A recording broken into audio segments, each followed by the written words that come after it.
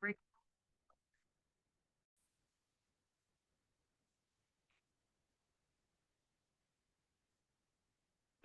morning. Good morning. Thank you all for being with us this morning.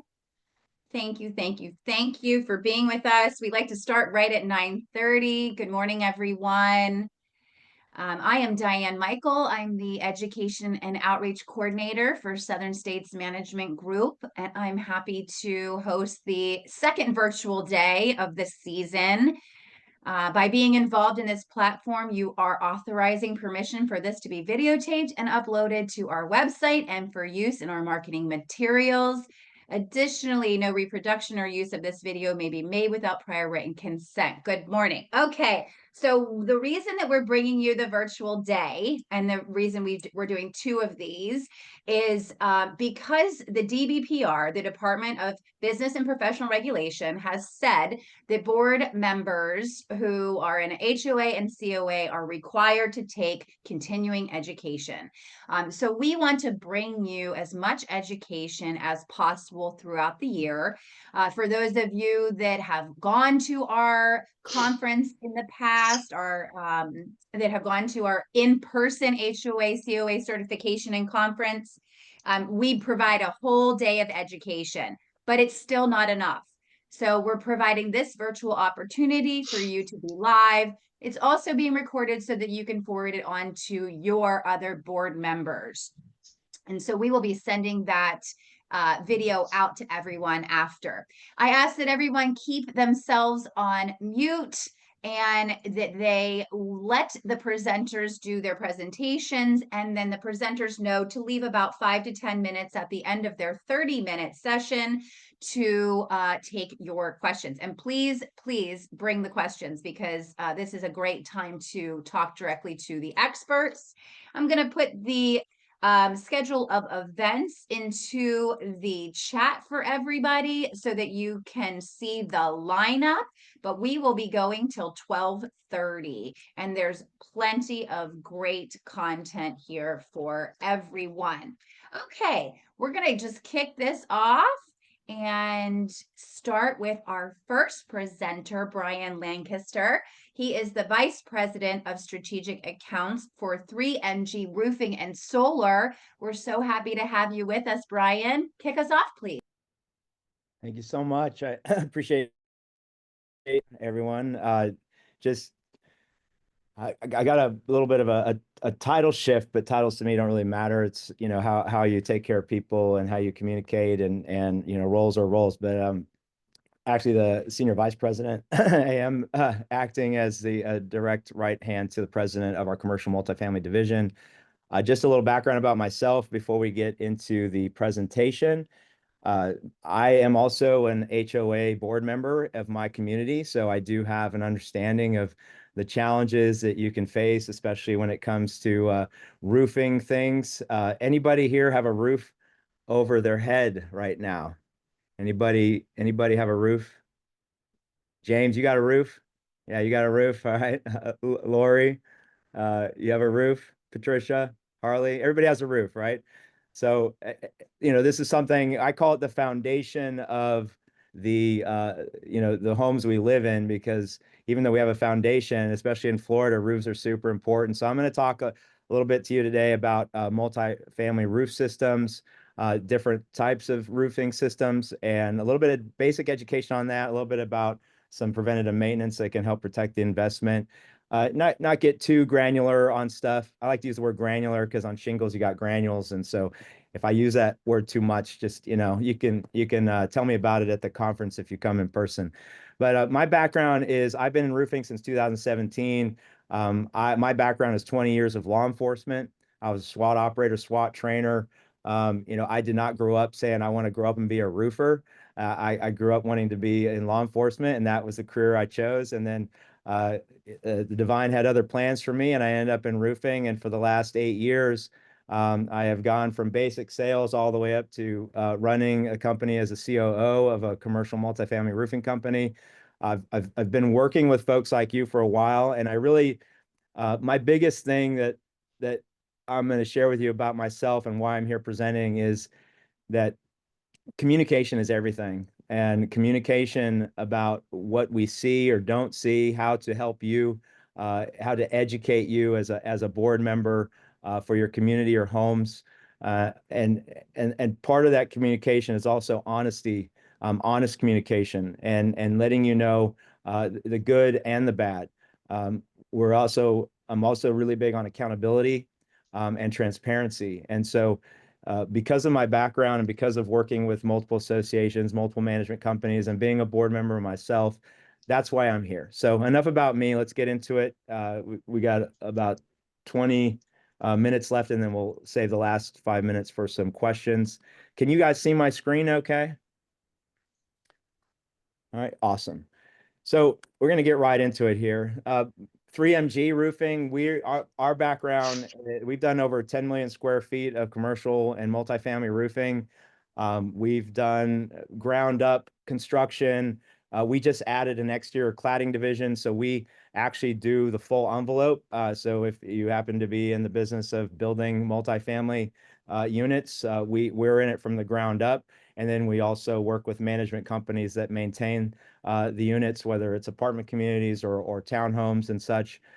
We also have a very large residential division. So if you're managing residential homes, we did $80 million last year in residential homes. Our residential and commercial is white glove service. Again, communication is huge. Hand walking through every step of the process, complete, open, honest communication, accountability, transparency, super important to us. So I just want you to understand, the background a little bit of myself, like I started with, and then 3MG and what we're about. So we're not just a small shop that tries to do commercial. We have a full commercial division, multifamily, that's dedicated to multifamily with actual project managers, not just the crews that show up that oftentimes can be problematic if a roofing company doesn't have someone on site. We have project managers and field managers that are dedicated to this part of the industry. We do it all. We do metal roofs, tile roofs, shingle roofs, TPO, low slope roofs. We do gutters. We also have a whole solar division. We're a certified GAF solar provider, but we also do traditional solar as well.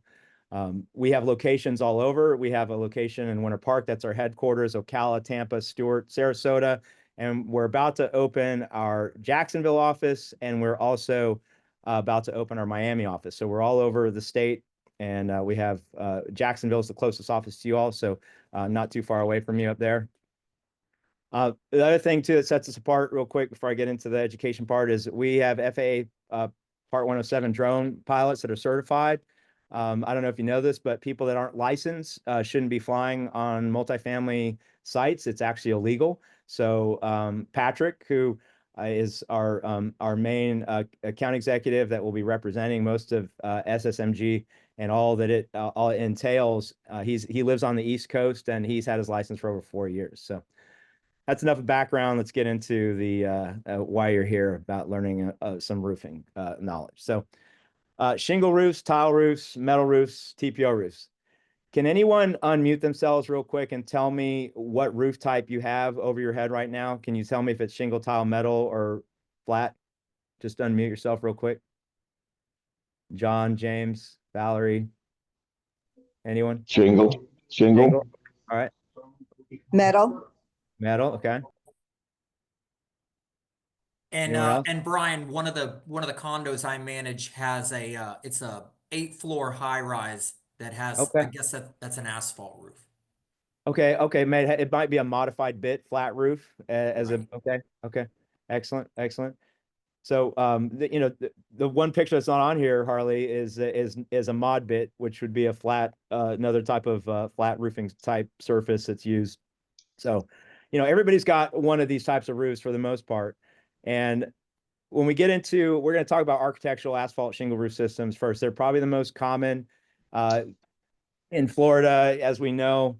They say 25, 50 year, all the different things that you learn about on, when somebody comes to sell you the roof. But in all reality, how many years do shingle roofs last in Florida? And I will send somebody a Starbucks gift card that's a board member that answers this on an within the time frame that is relevant to the answer. That means if you're, go ahead, James. 15. 13. Oh, 13. who said 15? Who was that? Me, 13. Lori. Lori. Okay, Lori, I need to make sure, Diane, I need you to make sure you send me her info so I can send her a Starbucks gift card. That's right. It's 15 years. And why is that, Lori? Do you know, or James? Because the intensity of the sun. Intensity of the sun. And the other part is those darn insurance companies. they That too. they seem to put a lifespan.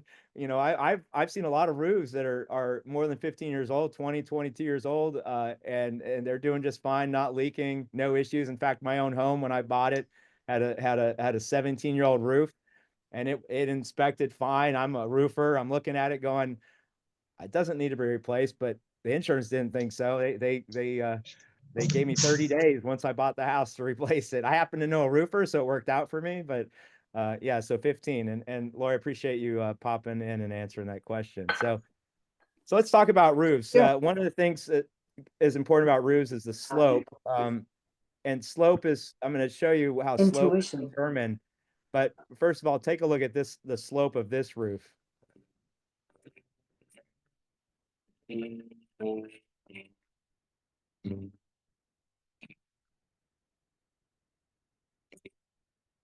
got to have a little comedy relief, right? I mean, come on. This is I don't know about you all, but my internals are kind of going, oh, crud. It's like a church. It might be.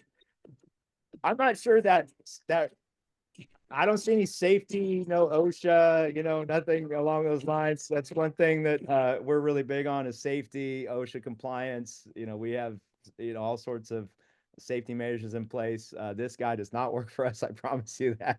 But when we're talking about roof pitch, see if I can get this slide to move forward here. There we go. Oop, let me go back one. Sorry about that. So roof pitch is basically determined the run and the rise. So like one inch rise over a 12-inch run is a 112. And for shingle roofs, the minimum pitch is 212, but really it's 312. We won't put shingles on a 212 roof. It's just not smart. So so this pitch, the steeper it gets, that roof we were looking at in that video was probably, what do you think? Someone answer me there real quick. What pitch do you think it was? Was it even on here? 80%. Yeah, it was like 11, 12, 12, 12. I mean, it was up there, very steep roof. So that's roof pitch. For some reason it's not moving forward. I'm so sorry. So let's just talk about the elements of the roof real quick. You got the deck, the plywood, you can see that up top there. Sorry, I keep hitting something and it's not cooperating with me. I'm so sorry. So you got the deck, you've got what's called an ice and water shield. You have underlayment, you have the shingles, you have ridge vents, ridge cap, drip edge, you have starter shingles. So all these things put together the roofing system, and we could go into a lot of detail on that, but I'm just looking at the time. I want to get through some good stuff, and I probably spent too much introducing myself and the company, but felt it was important you understood where we came from. So, when we're looking at a shingle, it's got a granular surface layer, an asphalt base, a coating, and then a base or mat sheet, and then and it's all kind of pressed together. It has a nail strip and adhesive strip, and so when you're looking at shingles being nailed, it has a nail line, and you can see where the nails are going in. So one more time for a Starbucks gift card, who can tell me how many nails per shingle are required in the state of Florida in that nail strip line?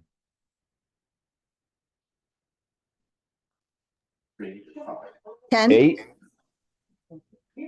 No Starbucks gift cards on this one. It's actually 6. And the shingles we use, the GAF HDZ or the Owens Corning Duration or Owens Corning Oak Ridge, for the most part, we use those two. There's other shingle manufacturers, but we're a Master Elite JF certified and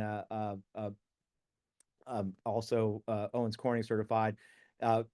They only require 4 to maintain the wind standards of 100 30-mile-an-hour wind standards for those shingles, but 6 are required in the state of Florida. So when you get nails going in, the ideal nail, if you can see, is flat. That's probably a small picture for you. But if it goes too deep or too high or at an angle, then problems can occur. So when you're looking at that picture on the right, can you see that little nail exposed on that upper right picture? That's a misnailed shingle, and that's going to cause leaks over a period of time because that nail is exposed, and over time that nail is going to slightly lift because it wasn't installed on the nail strip, it was installed below the nail strip, and so that's going to cause an issue. So when we're inspecting roofs and looking for preventative maintenance and coming out, and you're calling saying, hey, we want to just double check everything before the rainy season, we're looking for stuff like that on the right and this on the left where maybe there's a little tear and that nail is exposed. Now, these are actual pictures of roofs that I've been on. So I can tell you the one on the left, you would think a leak would be there. There wasn't a leak, but I was able to, have my team come out, fix. They had multiple issues like this, no active leaks, but they got ahead of the leaks so that, the residents didn't have to deal with those problems. So these are the things that we look for when we're up inspecting a shingle roof. And those nails, similar exposure, not the same pictures that I showed, but this roof, this ceiling on the right where that stain had been there for a while, but it was in like one of those clubhouse spaces, and so no one really noticed it in a back room. And then all of a sudden they're like, oh my gosh, my roof's leaking. Well, you can see the old stain here and how it's been there for a while. And what was causing that was an exposed nail that had a little bit of gap and over time was dripping water through there. Other things that can cause leakages are AC leaks, plumbing leaks. Sometimes we found plumbing in the attic space. People think it's their roof. Bad stucco or flashing. You might have had to deal with some of that in your time in your townhomes or condos or even your homes. So those things can all cause leaks. Let's talk a little bit real quick about standing seam metal roofs. I heard somebody say they have a metal roof. I'm hoping it's a standing seam. You never want to use exposed fasteners where the nails are shown because those have to be maintained on a yearly basis with some caulking. People don't ever do it. So after about a few years of having a metal roof with exposed fasteners, water starts leaking through it. Excuse me. One thing that you can do in Florida is you can do a layover, which is a metal roof over a shingle roof. We won't do it, and the reason we won't do it is because we don't know what's underneath the decking. You can't see if there's a rotted wood that's just going to get worse over time, but you can do it if you really want to. You can do it. Florida statute does allow it. Not going to spend a lot of time on that, but same thing with a metal roof, like a shingle roof, is you have the metal roof, and you've got always a high temp synthetic underlayment, and you have certain types of fasteners. You have sometimes a polyiso foam barrier.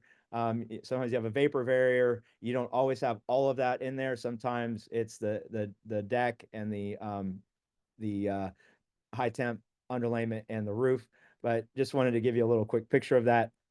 Again, for sake of time, just running through some of this. But one thing with metal roofs, there are, standing seam, the gauge of the metal is very important. The lower the gauge, the thicker the metal.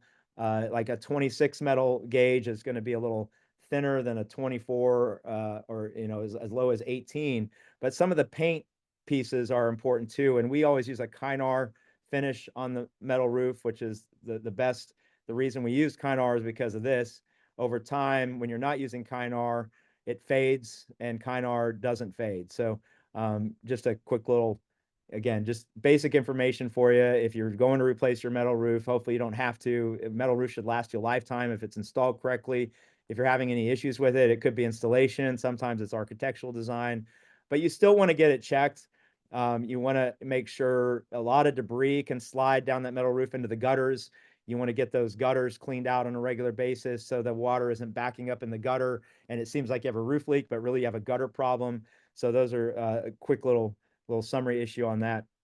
Again, flying through some of this stuff, but If you have any questions at the end, we can come back to it. A lot of times you see this kind of occurrence. I'm gonna one more opportunity, maybe another one after this for Starbucks gift card. Why does this happen? And do you know what it is called? Anyone? You either answer gives you a gift card. What this is called, these little dimples throughout this metal roof, and why does it happen? I know there's only a couple people online, but if you can answer, you've got an opportunity here. Buckling?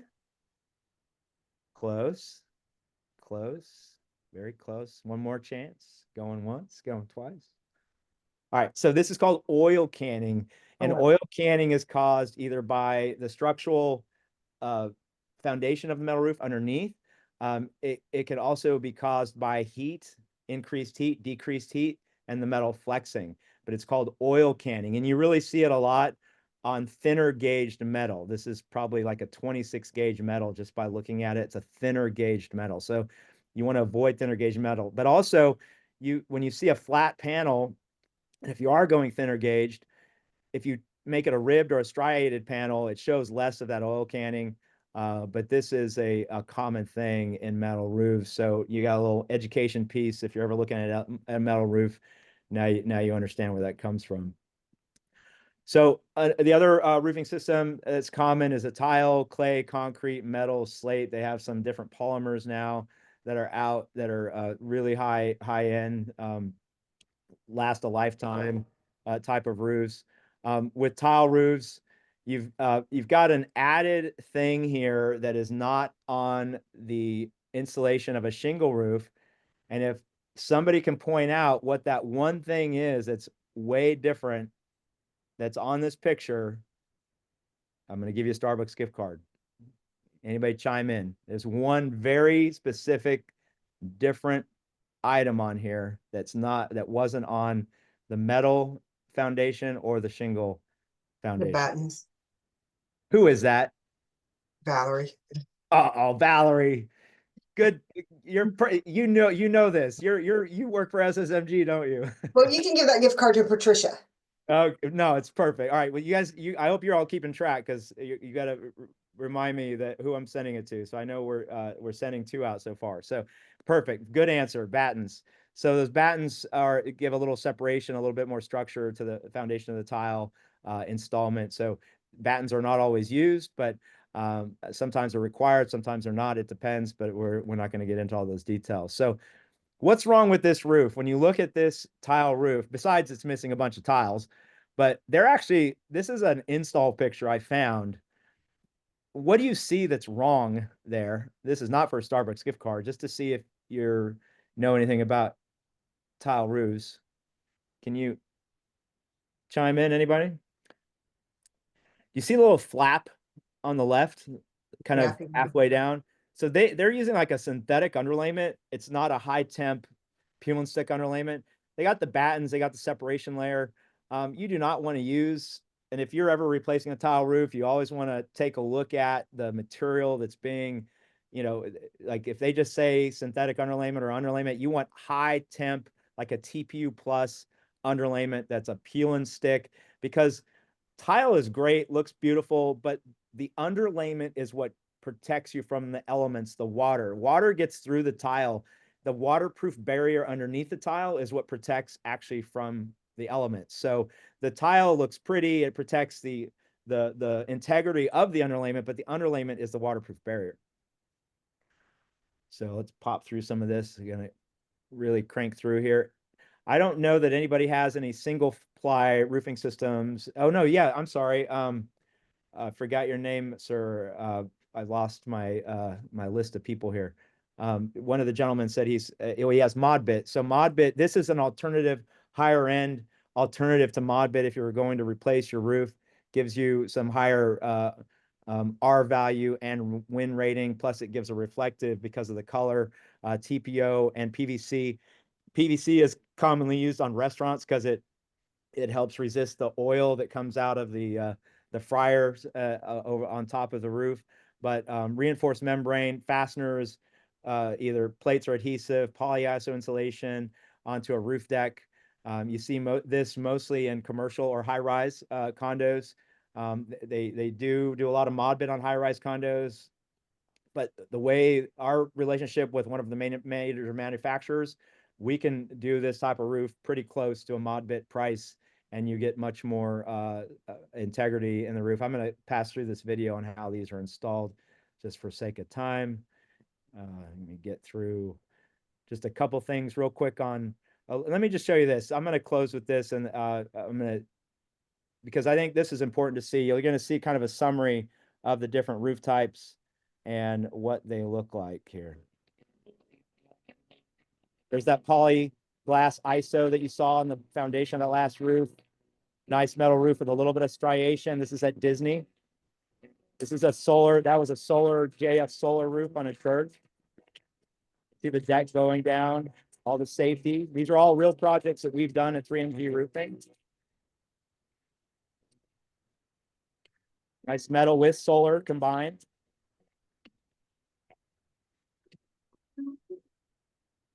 Notes under there are the actual project managers, field managers, and the square foot of the roof.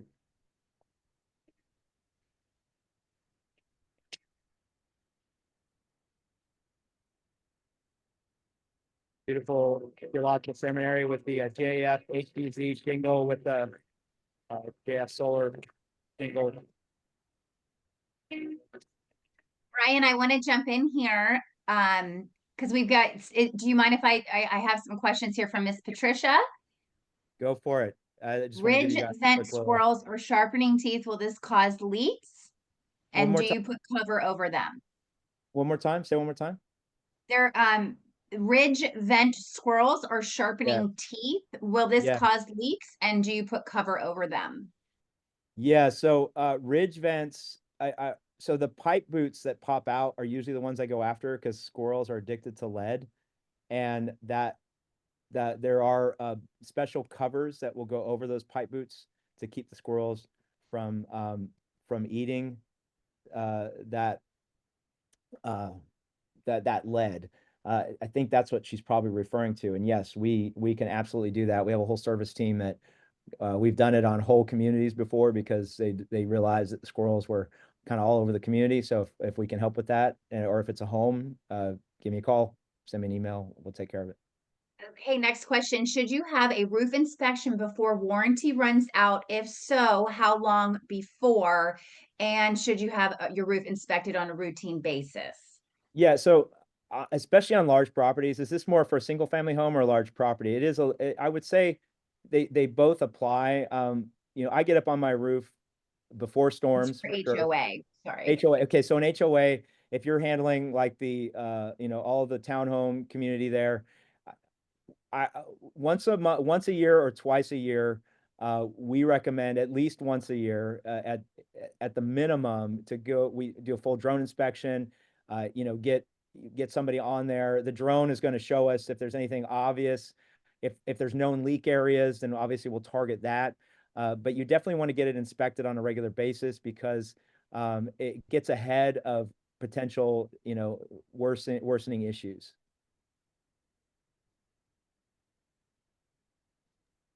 Okay, and then there's a question of cost. I know that's probably very Yeah, very variant. on. We find ourselves very competitive. We're $100 million roofing company, so when COVID was going on and people couldn't get supplies, we actually had people coming to us because we could get supplies. We have probably some of the strongest leverage and pricing. I would say this, everybody wants a cheap price. We can be the cheapest, but don't go with the cheapest all the time. Do your research, make sure you get reviews, get letters of recommendation, call other clients. I'll give you a list of people you could call. How did they do? Stuff goes wrong. If people try to say nothing goes wrong, they're lying. It's how the company handles what goes wrong is going to tell you the story. And I could give you one, stuff went wrong, but how we handled it gives you the answer of the type of company you want to work with.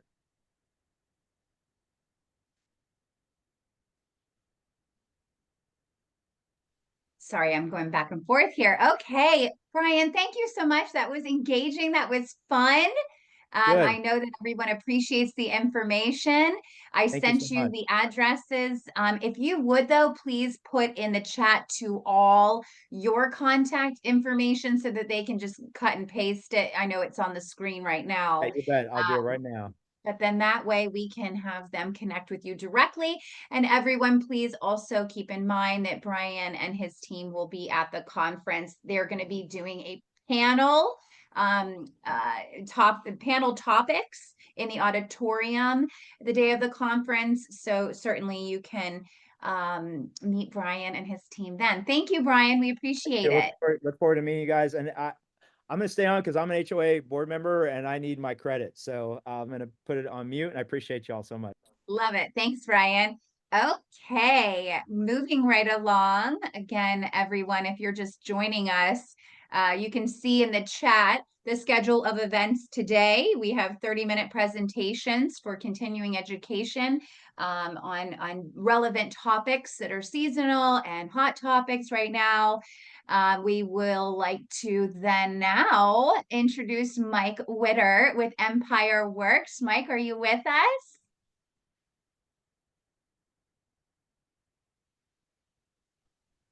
Yes, I am. Sorry about that. Oh, no, you're fine. Oh, Okay. So for the next 30 minutes, we'd love to hear from you on all your exciting topics. And thank you for being here this morning. you're most welcome. Thank you for having me. So my name is Mike Witter. I'm the Vice President for Empire Works Reconstruction in Central Florida. My main duties are to oversee the actions and the work that all my employees perform throughout the Central Florida state. Our work is primarily revolving around construction defect and post-litigation work, as well as large reconstruction repairs on HOA multifamily condo communities. Um, Today, we're going to be talking a little bit about construction defect and what that means. For us, we run through the process beginning to end. So typically, a construction defect is going to be a process that starts shortly after turnover, but within the statute of limitations. The statute of limitations in Florida is 7 years for condos and HOAs. The difference of time can change depending upon the certificate of occupancy and the time of turnover from the developer of the community. So it's important that these things are addressed quick and timely, so to not go past the statute of limitations. If you find out you have a defect after the time of the statute of limitations, you will not be able to file a case against the developer. Um, a lot of times communities are left in situations where they have a lot of issues that have been created, work that has been done defectively. We have a couple different ways that we notice those. We have latent defects and patent defects. Latent defects are going to be something that is unforeseen and not visible just from the naked eye of the building. And then we have patent defects, which are going to be defects that are obviously visible. So what we encourage everybody to do, and I'm going to go through a little bit of the process, is shortly after turnover or within that statute of limitations, to have a free inspection done. My company, we provide preliminary inspections, we call them, where we walk through the community, we write a report, and we itemize with photos and videos, and all different types of markers and pointers at different locations where there's issues that we can see visibly throughout a community. Once again, this is a free service that we provide. We encourage every community that's been recently built within the last 7 years to have one of these inspections done if you haven't had one done yet. From there, the process goes is that if we notice that there's anything, we recommend that you guys begin working with an attorney to file paperwork and get the process started. Once you start that paperwork, the time stops. So, for instance, if your community is 6.5 years old, you do a preliminary inspection tomorrow, you receive a report back next month. We say, hey, there's some issues here at the community that we noticed throughout going through the preliminary inspection. At that point in time, you would reach out to an attorney, interview a couple of attorneys, find one that works for you and your community, and then they would file paperwork. At that point in time, the clock stops. Now your case is now within the jurisdiction of the judiciary system here in Florida, and that's going to allow you to get that process started without having overlapped any boundaries of time. Um, from there, the process goes is that there will be some investigation that's done. The attorney will then hire an engineer. The engineer will then go out and perform destructive testing. Destructive testing is going to be opening up building envelopes, opening up roofs, testing windows, testing different portions of the buildings And I'm really itemizing all the issues that are within the community. This is something that's done on a contingency basis typically, so there's no out-of-pocket cost to the HOAs. That money is going to be paid for by the attorneys, and they will then recop that investment through the settlement that'll happen, or if there's a judgment against the developer. Um, During that process, like I said, they're paying for all those items. There are going to be additional repairs that have to happen, emergency repairs. Most commonly, they're going to be stucco leaks, window leaks, roof leaks. Those are going to be the most common emergency repairs that have to happen. We call those interim repairs. Interim repairs are going to be something that the HOA does have to pay for in order to get done, but that's something that it has to be done. It has to be done temporary, meaning that it can't be a full repair. For instance, if there's a leaking window, they're not going to authorize it. The attorneys would not authorize us to replace the entire window.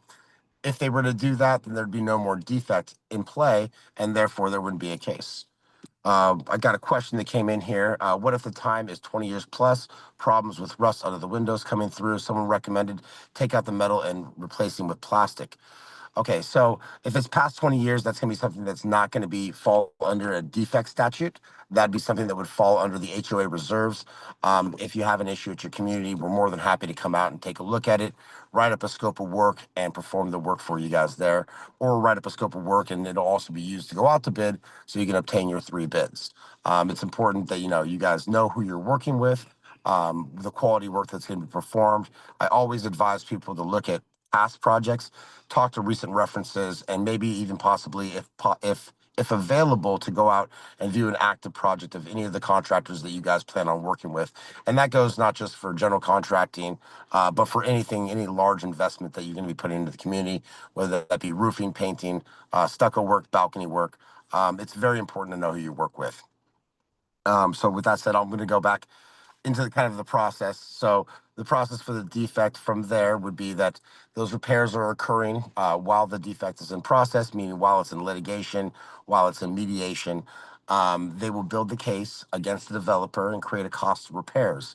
A cost of repairs is going to be a document similar to a scope of work, and it's basically going to detail, in a perfect world, if this were done correctly, what would it cost to get it back to whole? And so, throwing out some examples of numbers here, if we said that, for instance, you have a community with 100 units and they had to replace all the roofs and remove all the stucco on the second floor where it's framed over wood, and remove all the sheathing, and replace all the windows, maybe the cost is $10 million. Now, here's the catch. Even if the cost of repairs, meaning what it would cost to get everything to be perfect, were 10 million, typically these cases are going to settle, and they're going to settle for approximately half, 40 to 60% of whatever that cost of repairs is. From there, the attorneys will then take their percentage of their contingency, which is typically going to be 30%. So if you have a $10 million net need for replacement of all these items, typically an HOA is going to wind up getting right around 30% of that, or $3 million. So from there, when you settle, that's $3 million you didn't have before. Yes, it's not a perfect world. It's not something where you're going to recop all of your investment, but this is money that you wouldn't have had you not gone through the process. Our company specializes in that post-litigation work as well. So we're broken down in a couple manners. We have what we call our interim repair crews. So there's going to be all of our guys on the field performing small work, anywhere from $600 to $6,000. They run in small teams of 2. We have our DT teams, which work with the engineers, and they put together, they help pull out the materials, do the destructive testing, do the put back in those areas so the engineers can get their information. And then we have our full scale production teams, which is going to be our roofing teams, our stucco teams, and our paint teams. And so what we do once it's settled is we like to come in and offer up our services to help develop the RFP, or the request for proposal. And basically what that means is that we're going to go out there and we're going to develop a scope of work. And what we call it is a value engineered scope of work. Because like I pointed out just a few minutes ago, if it's $10 million to replace everything and you only ended up with $3 million, well, we have to find a way to get the most important immediate items done with that $3 million. And typically you're able to back this up with a little bit of reserves. For example, if you file the case at 7 years and now It took 3 years to settle, which typically these things take about 3 years, going back and forth with the attorneys and the developers. Now your condo's in year 10, year 11. In Florida, most of the time, if you have asphalt shingles, your insurance carrier is going to require you to replace your roof at 15 years. Um, so the HOAs are typically have reserves, and they've been budgeting for these projects, whether that be the paint project at typically about 8 to 10 years, the roofing typically at 15. Those are items that the HOAs have typically been saving for. So a lot of our clients, what they do is they'll roll in some of those and basically restart their clock. So if they got $3 million for that, maybe they have another $1 million in reserves that are being put forth towards the paint work and towards the roofing. If the roofing was included in that cost of repairs and needs to be replaced, meaning that you have a lot of leaks, our recommendation at that point in time is let's go ahead and move forward and go ahead and do the entire roof. We'll do the entire roof. We'll do all the stucco replacement that's needed, any balcony work, any of that defective work. And one way that we value engineer these projects is with waterproofing. So in a perfect world, like I pointed out, you'd like to remove and replace all of the stucco. We know that there's issues, there's inherent defective issues in terms of maybe the thickness of the stucco, maybe it's the flashing details, maybe it's the flashing at the windows behind the stucco. The thing is that a lot of these, if the stucco's not completely failing, we don't necessarily need to go all the way into there. Maybe it hasn't got to the point where it's super bad in that location. And that's what we call value engineering, which is going to be arbitrarily and with a mind and an eye for this type of work, being that we've been doing this for over 20 years. We know what to look for in terms of defective stucco. So in a project that's, was $10 million to replace all the stucco, maybe we end up replacing 10% or 15% of that stucco. And then in those areas, we replace any damaged wood behind there and come back over all of that with a waterproofing. The waterproofing of these is the most important portion of this project. Waterproofing these buildings will remediate a lot of the issues. It'll stop that water intrusion. And I like to think of it as putting a tourniquet on it and making sure that we stop the bleeding. We've had great success with this type of work and this type of value engineering. And it's a very common tactic to take when you don't have enough funding in order to do what we would call like the full Monty or the Cadillac of work and scope of work. So getting back to it, we developed that RFP scope of work, and that's going to be a very detailed scope.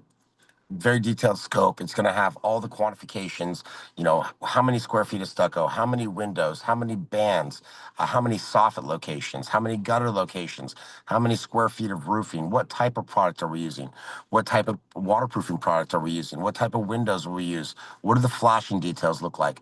All that's going to be included in that RFP document. Now, this is post-litigation, meaning that it's already settled. That packet is then owned by the community, meaning that you take that packet. We obviously provide our proposal along with that packet because we'd love to perform the work. But like I said, you have to get 3 quotes. I would recommend it, and typically it's within your CC&Rs and the laws to get 3 quotes in order to do your fiduciary duty. So you get that RFP and you send that off to 2 or 3 additional competent contractors. Once again, I always recommend reaching out to these contractors, doing your research on them, whether it's checking their Yelp reviews, going to their previous projects, talking to their previous clients. It's important to do your homework, especially when your entire association and the way that we look at it is that these condos, townhomes, these are most people's number one asset that they own. It's their nest egg, and it's a tragedy that these things happen and that the builders they cut corners, they hire cheap labor, they push their subcontractors in order to make profits. And at the end of the day, the people that suffer from that are going to be the people that are those residents that have purchased those properties, which on day one look fantastic, and then a few years down the road, you've got water pouring in from the walls, water around your windows, maybe water coming in your ceiling.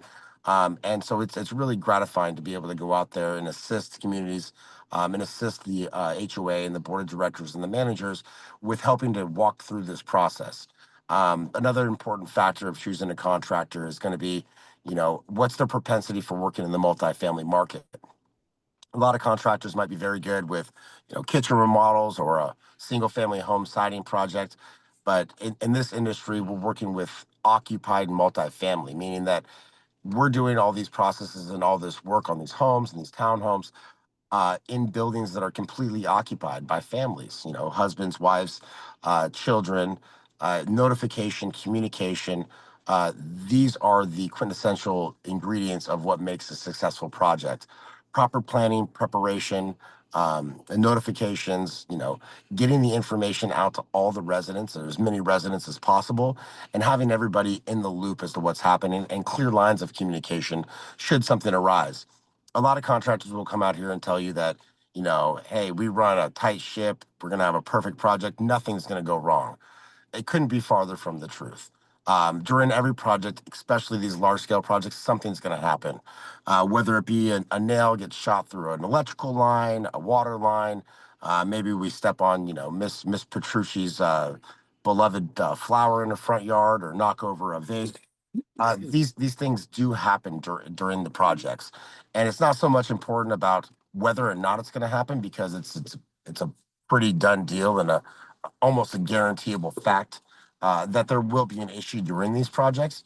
What's more important is knowing the contractor, knowing their integrity and how they manage and deal with these items. And so that's something that I really push big on with my teams and with all my staff is, you know, it's very important. We're coming in to people's communities that, you know, they're quiet communities typically. You know, you've got tree lined streets, maybe a few people out walking their dogs. And now we're coming in there with, you know, 40 to 60 men working machinery, equipment, deliveries, garbage trucks. It's very, very invasive. And we do the best that we can. And we really strive to be as impactful list as possible during these projects, because they can be difficult. You know, so working with the different communities, you know, what are your guys' choke points in the community? What does parking look like? Is there alternate parking locations? You know, working with staging, working with scheduling. All these are really, really important parts of running a successful project. So at the end of the day, typically, like I said, our recommendation is that, you know, you have that preliminary inspection. You reach out to us, other contractors provide that preliminary inspection free of charge. There's no cost. And say that your community is 4 years old. Say, hey, Mike, let me have a preliminary inspection. Fantastic. Maybe we go out there and we don't see anything at 4 years. And we say, hey, look, everything looks pretty good. Go ahead and call us back after 2 more years, right? It's no money out of your pocket. It's no sweat off your back. It's no dirt off your shoulder for you guys to go ahead and have that free inspection had. So we highly recommend it. Have it early, have it a little bit later on. Typically the sweet spot is going to be right around that 6 year marker. um, you know, obviously, if you have issues that are coming around already with water intrusion, that's a red flag and almost guarantee that you have a defect of sorts. But that 6 year marker, we don't really want to do it too early, because there might be some things that may develop along the line as it gets further down the road in terms of time. So maybe an item that didn't show up in year 2 is showing up in year 6. So there is kind of a sweet spot, but the name of the game here is that that item will more than likely come up during the time of the litigation or during the time of the process of the construction defect. So step one, get that preliminary inspection. Step two, hire an attorney that you like working with. You're going to be working with them for a long time. Typically, on average, these take between 2 to 3 years to settle. And that's if they don't go to trial. 98% of them, 99% settle before trial. People will be deposed, there'll be expert witnesses involved. But the name of the game here is make sure that you're protecting your asset, your number one investment, your home, your neighbors' homes, your community's homes, by doing your due diligence, having that inspection, and working with competent professionals, whether that be the attorney or the contractor, similar to the company that I run here in Florida. Um, I know that I have 30 minutes here, and I don't want to fill you guys with a whole bunch of foo-foo stuff. I think I've pretty much covered just about everything. Does anybody have any questions? Feel free to drop them in the chat right now. I'd be happy to answer any questions you guys have.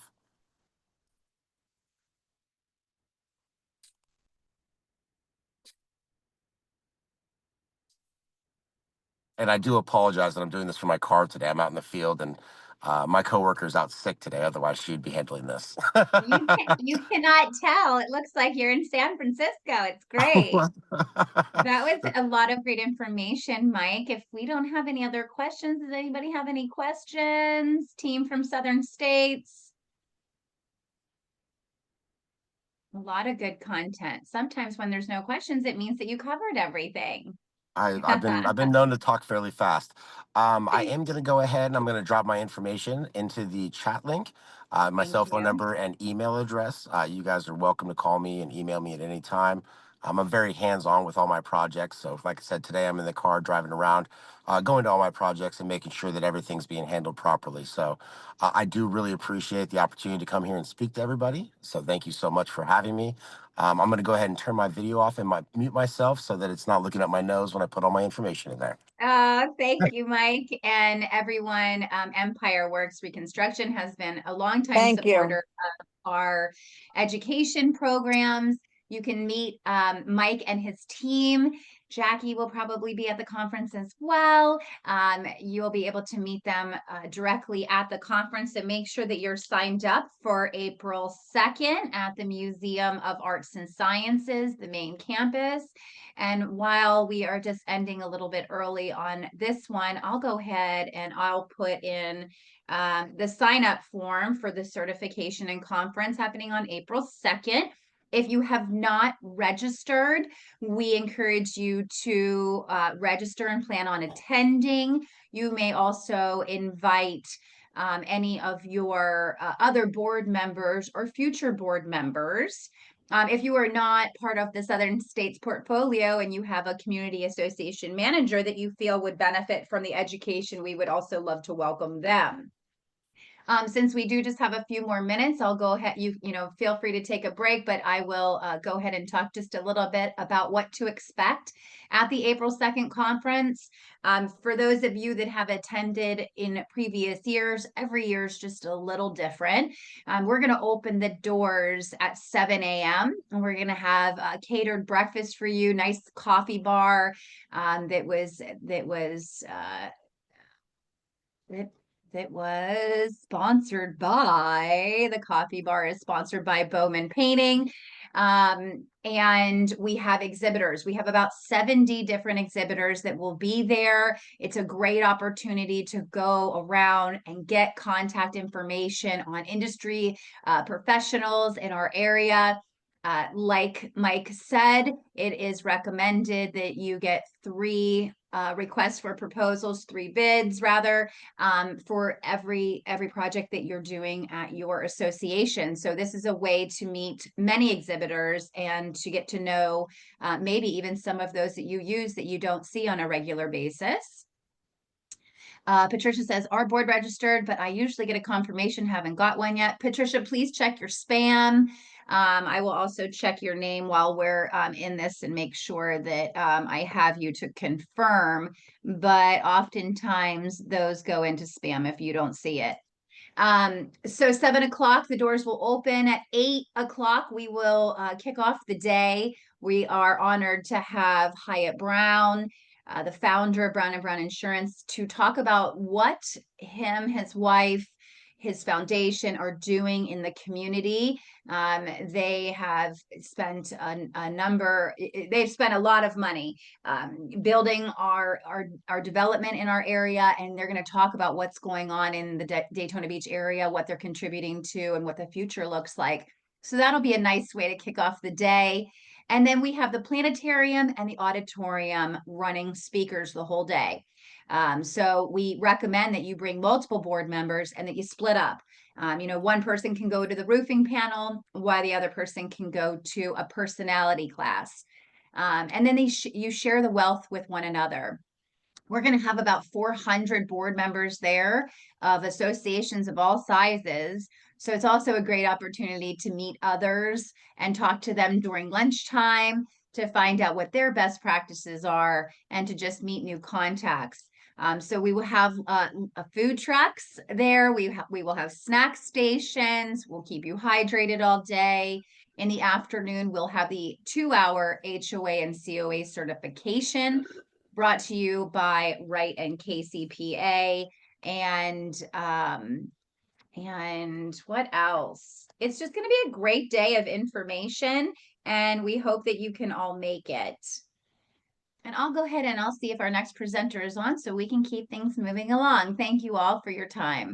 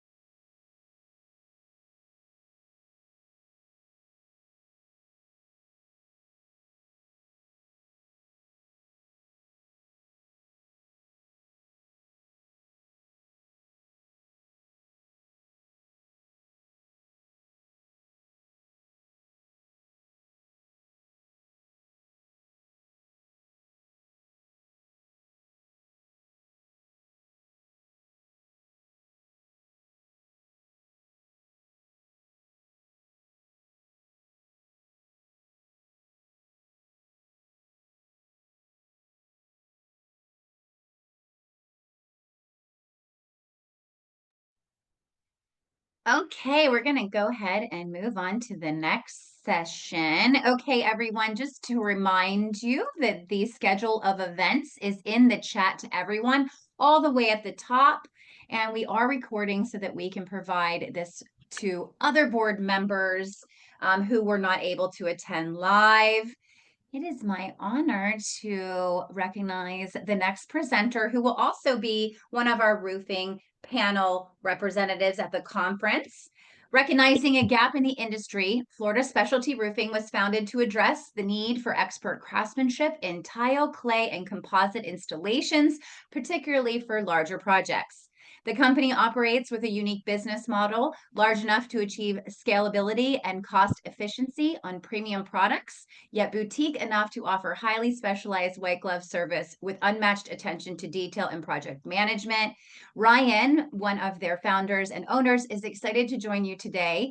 From working with Fortune 500 customers on the corporate side to leading on the ground roofing projects across the state, and ultimately being a co-founder of Florida Specialty Roofing, he understands that great customer experience starts with trust and requires a skilled team to back it up.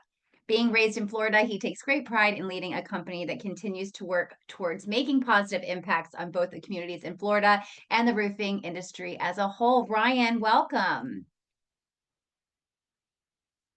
Hello. Thank you for that glowing intro there.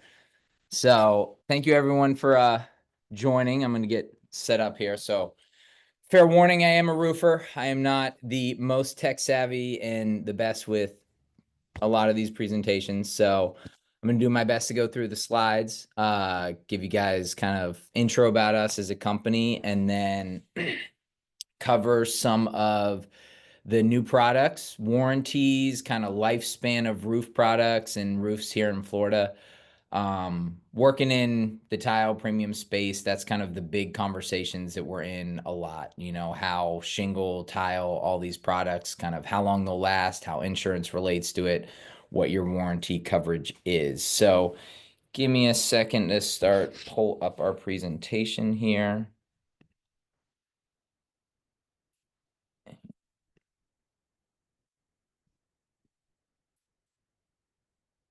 Oh, Give me 1 second, bear with me. Do portion of screen. go ahead, you can do it. This? No. I would do.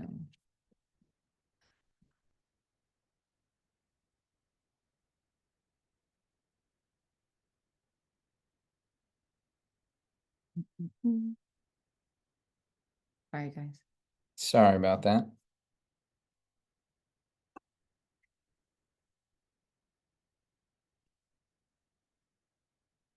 Okay. Are you guys all able to see that? Yes. Okay. Yeah. So, yeah, quick little company intro. So, as Diana introed us, Florida Specialty Roofing, where we primarily focus is in the premium roofing product space. We do a lot of tile, composite, slate, shake. We operate kind of like any company where we do a lot of shingle and other products as well. But our core focus has been in the premium product space, especially working with higher end residential and then multifamily, so condo associations. We come with, our founder team came with 30 years of experience, primarily in that premium product space. We've installed kind of over 30,000 squares of composite and tile to date. 60% or a little over half of our work is within that multifamily condo space. And then something unique about us, we do have all in-house labor, dedicated field management. So as kind of our intro related, we try and have a high touch approach as we go about these multifamily projects or, kind of any projects in general. So what we're kind of hoping to help out and talk about here today is the, materials, kind of roof products, what the future of Florida kind of entails. What we're already seeing, I think you might have seen the headline where, shingles are starting to get questioned. Within Florida, the two most popular products, that you're going to see on steep slope, so pitched roofs, are going to be shingles and tiles. Where a lot of property owners, homeowners associations are having trouble is that they've put these roofs on and they're starting to get, notices around a 15-year mark for shingle or, 20-25 year for tile, whereas these are products that they intended to last, say, 50 years.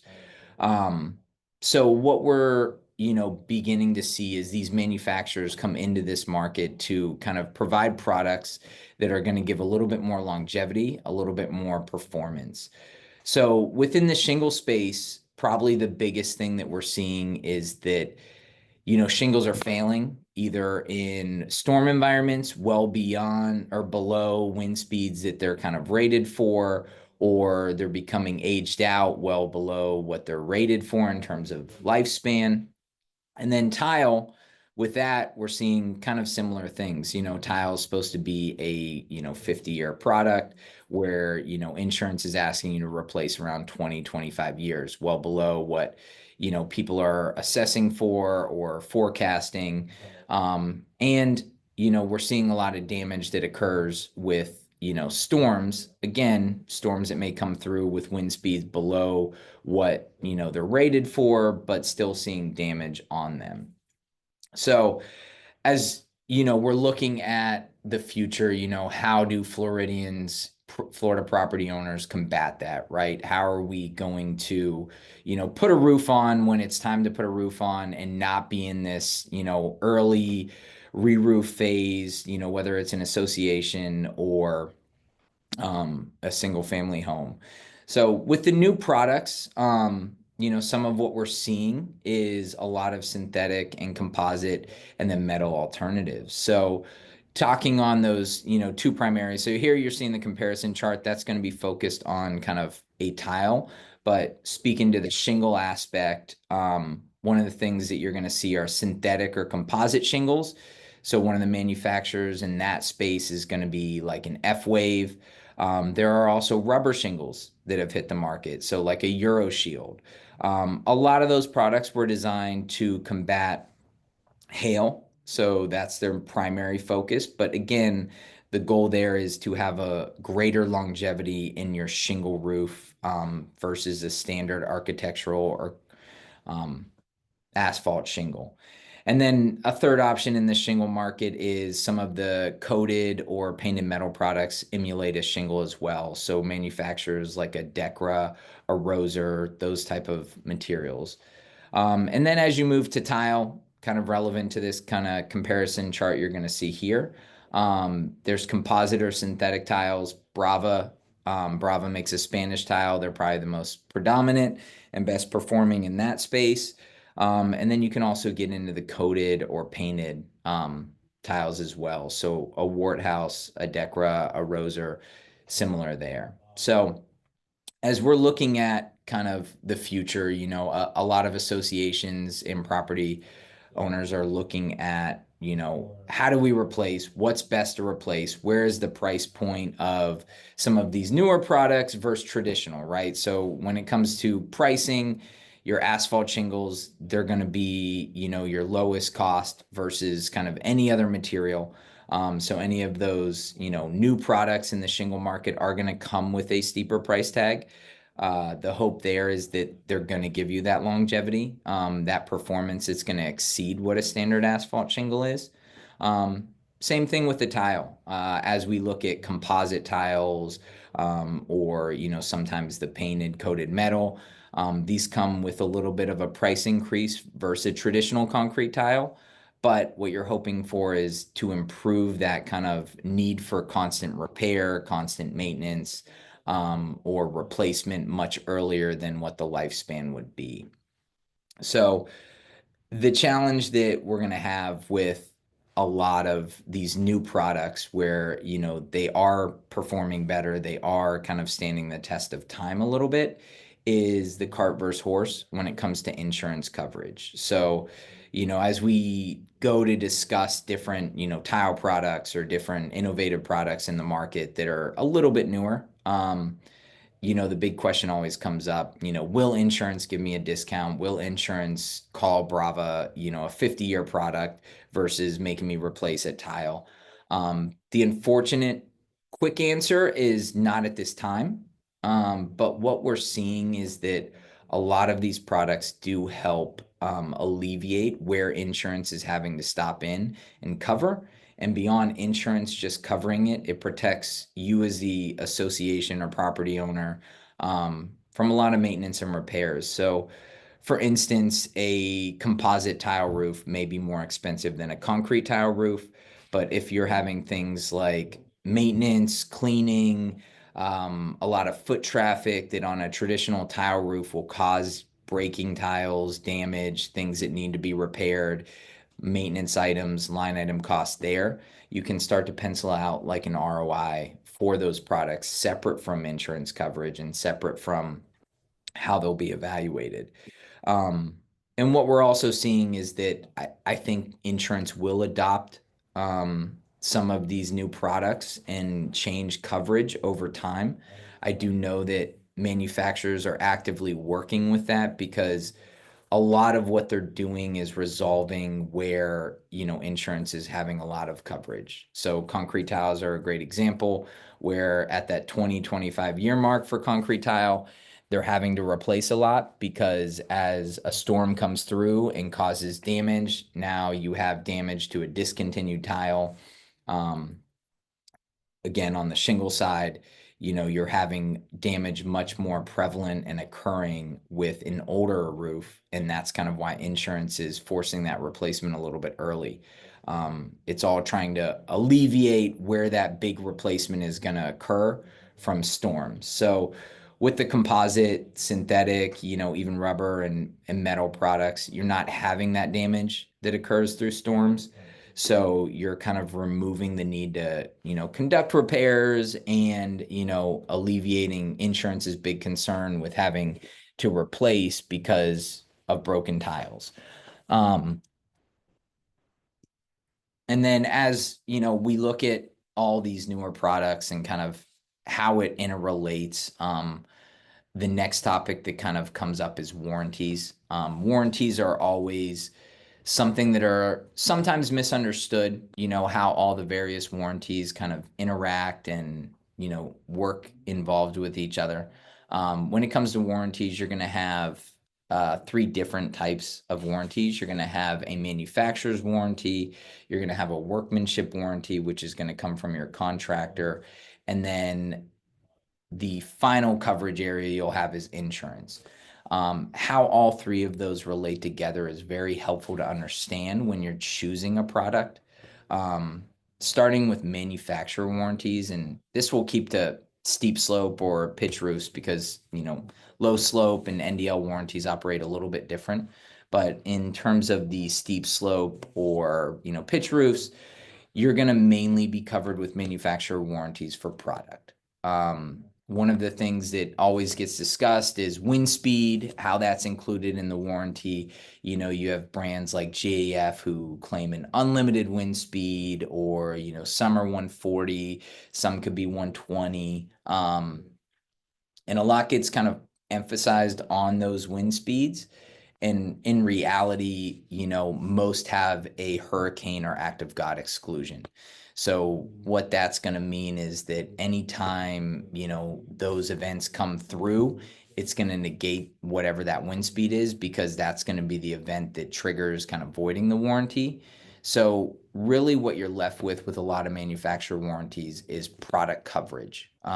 So the emphasis when you're looking at manufacturer warranties is, will this manufacturer cover the product? Will it cover product failure? How much of it is covered in product failure? Are they covering labor, materials, and their product? Or is it just the product and you're left covering, you know, labor and materials? So these are all very important things to understand, because, you know, especially in the premium product space, if you're making that jump to, say, a composite tile or, you know, a stone coated product, you know, we all know it's going to be excluded from acts of God, but are you going to be covered, you know, if there's discoloration, or if you have heavy granular loss on the coated tile products?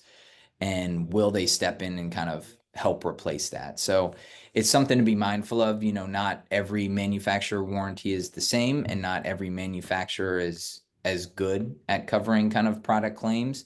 But that's really what you're leaning on there.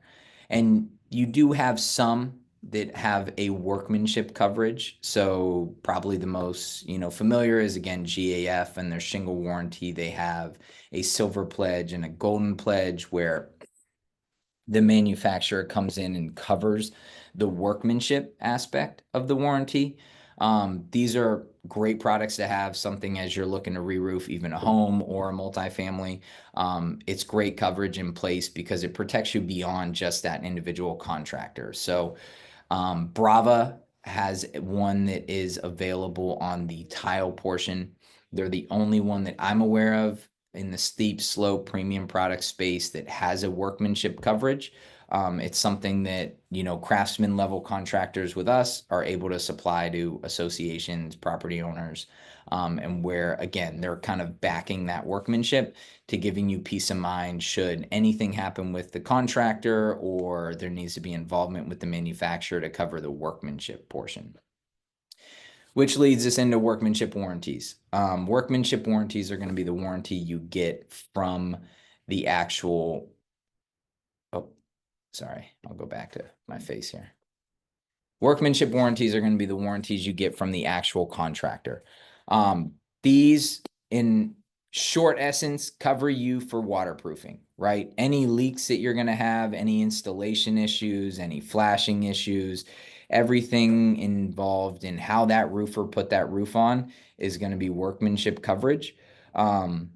These are very important, especially within those first few years. I always recommend that if you're doing any sort of work with a roofing contractor, minimum is 5 years. Biggest thing being that most of these workmanship issues will present themselves in the first couple years. If you can get 10, 15, we do a little bit longer workmanship warranties, especially on our multifamily side, but 5 years is the minimum coverage you're going to want to see, especially within the, shingle space. What we find is if there's any sort of flashing, again, installation issues, those typically come about in the first 2 years, even the first summer. Here in Florida, you put a brand new roof on, your first summer is the trying testing period for, that waterproofing and how well that roof's going to hold up. So those kind of work, if you will, a little in tangent, right? So you're going to have your manufacturer's warranty that's going to cover everything from the product. Is the product performing? Is the product staying true to color? Is there any, premature deterioration? And then you're going to have your contractor workmanship, which is going to cover how that roof was put on. Is it watertight? Is the flashing and other non-roof product components installed correctly? And then that leaves you with the final gap, which is where you have insurance coverage. So insurance is going to cover everything that you can't help from a workmanship or product, right? Does a tree fall on the roof? Is there, a tornado that rolls through? Things that are a catastrophic and sudden loss, kind of why everybody pays insurance. So that's kind of how that all operates together. I like to help people understand that because sometimes people get hung up in, wind speeds on the manufacturer's warranty and worry that, it's 100 miles coming through and then will they be covered? And a lot of times that's only going to happen during those acts of God where you're covered from an insurance. But it all kind of relates as you go to be mindful of, the product that you pick, right? So again, putting on a brand new roof, having a product that can perform better will actually kind of save money in the long run, even if it is an upsell. So Brava's composite tile is a great example, right? So if we go through a storm and we have brand new concrete tile roofs, the number one cause of damage to concrete tile roofs isn't wind uplift, right? Isn't the tiles themselves just flying off the roof. It's flying debris, causing damage and causing cascading damage. So even with a concrete roof, you may be left with repairs following a storm, whereas composite tiles or more, non-breakable tiles will leave you without any repairs following like a hurricane. We saw, tens of thousands of squares of composite tile be installed post Hurricane Ian. And then with Milton and everything coming through on that coast, those homeowners were free from damage that still occurred on brand new concrete tile roofs. And those are all going to be repairs that you're going to pay out of pocket, not replacements that would be full insurance coverage.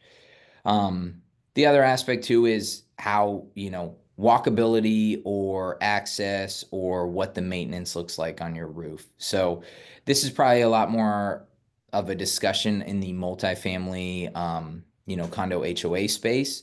So as you go to, look at what's the best roof product as you go to re-roof, a lot comes down to, are there shared access points, right? Are people using the tile portion to access, say, AC units? Are there chimneys or siding areas that will be worked on down the road? Is there painting, other trades that are going to take place that are going to need to walk on and access that roof? Solar, again, another thing that people are moving more into. If you go to put that on a traditional concrete tile roof, now you have heavy solar panels getting installed on top of concrete tile that can break. Versus a composite, purely walkable, something that I would recommend over a traditional concrete tile if you're pursuing the solar. But yeah, being mindful of what the ultimate, needs are of the roof and the association as you go to consider it, that'll help you kind of make your decision. Is it worth it, to upgrade from a traditional concrete tile to a composite tile? And shingle can be the same way, right? Are you forecasting not having to replace it? Is a synthetic shingle, is a metal shingle better? Or what are the issues you're running into with shingles at your association? If it's, high up in the air and you have shingles, is it failing prematurely in the wind that is a non-storm environment? Then it could be better with, a metal shingle product or something that is a little bit more high wind warranted. So as you go to kind of evaluate which products, that's kind of where these new ones come in, and how, some of the new manufacturer warranties combined with the new products give you a lot longer coverage. And then hopefully we're going to start to see the insurance market start to recognize these products aren't failing like the older products, and they're covering associations and roofs and single family homes a lot better, so that we can hopefully get to that 20, 25, 30, 35, 40-year mark, and you're not having to kind of have that forced replacement, and it'll help reset kind of the status that we're in. But yeah, so, I mean, that was kind of our chat in terms of, what we see in new products being the combat of, where we're seeing a lot of failure in old products. I think, the discussion that we see here in Florida is starting to go towards some of these shingle manufacturers and some of these other products. Whereas I think in the past it was surrounded on insurance and roofers and lawyers. And now we're seeing that, why are we having issues with a, shingle that is rated to 120 miles an hour and we've only seen, 80-mile-an-hour wind speeds come through on a 12-year-old roof and it blow off. So I guess, is there any questions? Are we doing this question and answer format or? We are. Yes, we are. Thank you. Okay, Ryan, let's see if we have any questions for you. Hey, this is Troy Railsback, Southern States Management Group. So we have a townhome from 72 units, bunch of buildings, and they've kind of stuck with the shingle product, but they did contemplate on, is it worth upgrading to something that potentially like the composite. And so if I'm hearing you correctly, it sounds like in many instances, or I guess maybe not, it sounds like, I think I wanted to confirm our thought process. So from a ROI or kind of a planned maintenance and or replacement costs, if we stay with the shingles, whether they're going to fail or not, legislature, insurance is dictating that we're probably going to just have to replace it after 15 years, even if it's not failing. And then if we go with something else, we probably will have, unless it's composite, we'll probably have some to plan for some cracked tiles and those types of things, or metal that gets dented when we have storm events. And so we'll have those ongoing costs. So if we do upgrade composite, maybe one of the best ways to go, especially if we're considering solar down the road. Correct. So you guys have asphalt shingles now? Yeah, that was what was really originally put on 2003 to 5. We just went through our first replacement cycle. I can attest to, we had our replacement funding set for about 25 years on a 30-year shingle, and everything was blowing and going great. And then 15, 16, 17 years, 2015, 16, 17 storm events, and just some significant pressure on the life of those, and then the insurance replacement stuff. We started having to redo some roofs right away, and we did a 7-year phase in to play catch up and not have special assessments. And we also were trying to mitigate these fee simple townhomes where these owners insure the product, the roofs themselves, where their insurance companies were saying, nope, we're no longer going to insure this, non-renewal. And we're kind of in the driver's seat controlling when their townhome building roofs were going to be replaced. So we're fortunate enough that we made it through, and we got everyone squared away, and everyone got significant discounts after their stuff. But we had a couple buildings that were, kind of on the non-renewal at year 15, and we got most of them pushed out one more year to get the last 4 buildings done. And so Nice. that was kind of our business model at that point in time, and composites kind of new in the area, or as an option. We didn't go that route, so I just kind of want to think that through for next time at the very least. Yeah. So in the shingle space, it's a little bit different, right? The failure in the shingle point is right now age, right? The older the roof gets, the less it can perform in terms of wind. And that is where insurance is kind of forcing that replacement, right? That's what people tend to not talk about, is that why is insurance saying that 15 years replace a 30-year shingle roof?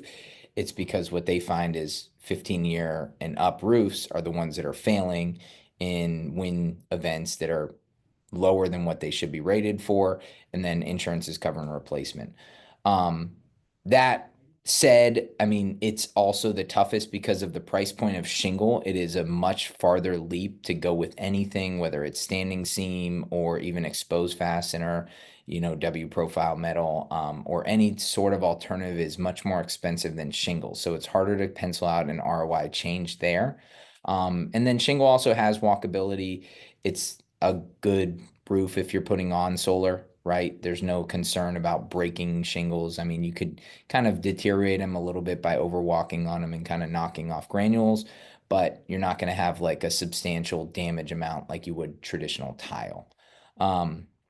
The big move for composites a lot of times comes with associations that are mandated with a Spanish profile or tile option on their association. And you're left with a traditional tile alternative, a metal tile alternative, or a composite tile. And that's where I think composite starts to shine. Again, if you had that same scenario that you described to me, but it was, hey, we had barrel tile before and we're looking to replace, we want to do solar, that's where the move for composite is probably the only option I would say if you're considering solar. Any other material is just going to become damaged or have still maintenance costs. It's one of the downsides we find with, I'd say, the granulated metal, coated metal, or painted metal is that even though they're not going to break and lose performance, you're still going to have an aesthetic loss from granules or, denting, things like that would occur. Yeah, and I'll just to also piggyback off your question, one thing I probably didn't address is kind of price points among all these products, right? So, I mean, shingle, you're probably the lowest. I mean, ballpark price per square we're seeing in the market right now, call it 500-ish price per square for shingles. Then you move up into a concrete tile, you're going to be kind of 1,000 to 1,200 price per square. Coated granulated metal, similar in that price range, probably 1,100, 1,250-ish, 1,300 per square. And then composite tile, you're probably in the 1,500 to kind of 1,650 price per square. So composite tile pricing wise is very similar to a clay tile. So a little bit more premium, but again, comes with the performance. So one follow-up question. And so, yeah, we are challenged, and I personally at my home am challenged with the dynamic of, hey, they have a metric 15 years old and your roof is done, right? And so, no one wants to kind of insure it, or it takes a little bit extra work. What's your feedback input on these inspections and kind of like a takedown schedule on how much they would insure if you had your roof and they push it out a year or two? And again, to piggyback on your comment, the roof is still performing. You may have a wind event and a kind of wind thoroughfare, and some of these tiles may lift a little bit, but we've seen in Florida significant storm events the last few years, and these roofs are a year or two older than they were when they performed well last year and the year before. So we're struggling with being obligated to it's like changing batteries when everything's running fine, like just change the battery just because someone tells us to, even though we know it has a little bit more life. Yeah, the biggest thing you can probably do to help is yearly inspections, documentation, right? A big issue insurance will have, or any sort of environment, right, is what caused the damage. So doing those, annual inspections and kind of documenting your roof and status, resealing things up, I think those are good records to keep, right? Because insurance, gets into when there's damage on a roof, sometimes they're left foot in the bill when it could not be them. So if you're able to say like, hey, here's a snapshot, July 4th, 2025 of our roof, everything's in perfect condition. And then when you have a hurricane roll through and there's damage, you can go to them and say, hey, this isn't manual, this isn't foot traffic, this isn't anything else. Here's pre-storm, here's post-storm. I think that's a helpful thing. And then, coverage, I think we're going to find in the shingle market, a lot of associations, property owners are going to be on that kind of depreciated down schedule, right? To where replacement cost value is going to start to go away.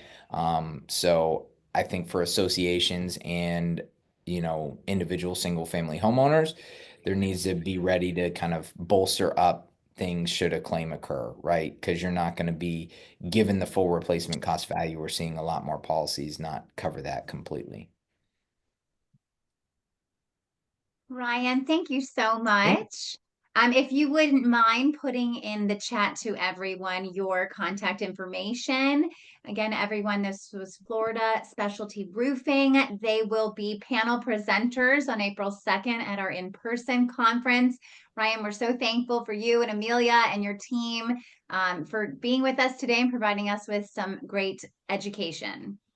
Yeah, thank you. We'll send our info along, and thank you guys for having me. Take care. Have a good day. You too. Thanks so much.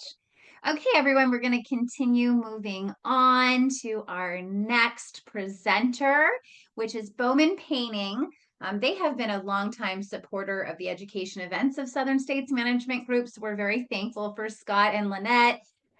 They are also going to be our coffee station sponsors on April 2nd. So because you'll be charged up and ready to learn that day, it's probably because of Bowman Painting. Scott is here to talk to us this morning for how to select a painter for your community. So Scott, I'm going to ask to unmute you, and if you can get your video live here, we got you. Welcome. Thank you for being here and for all your support.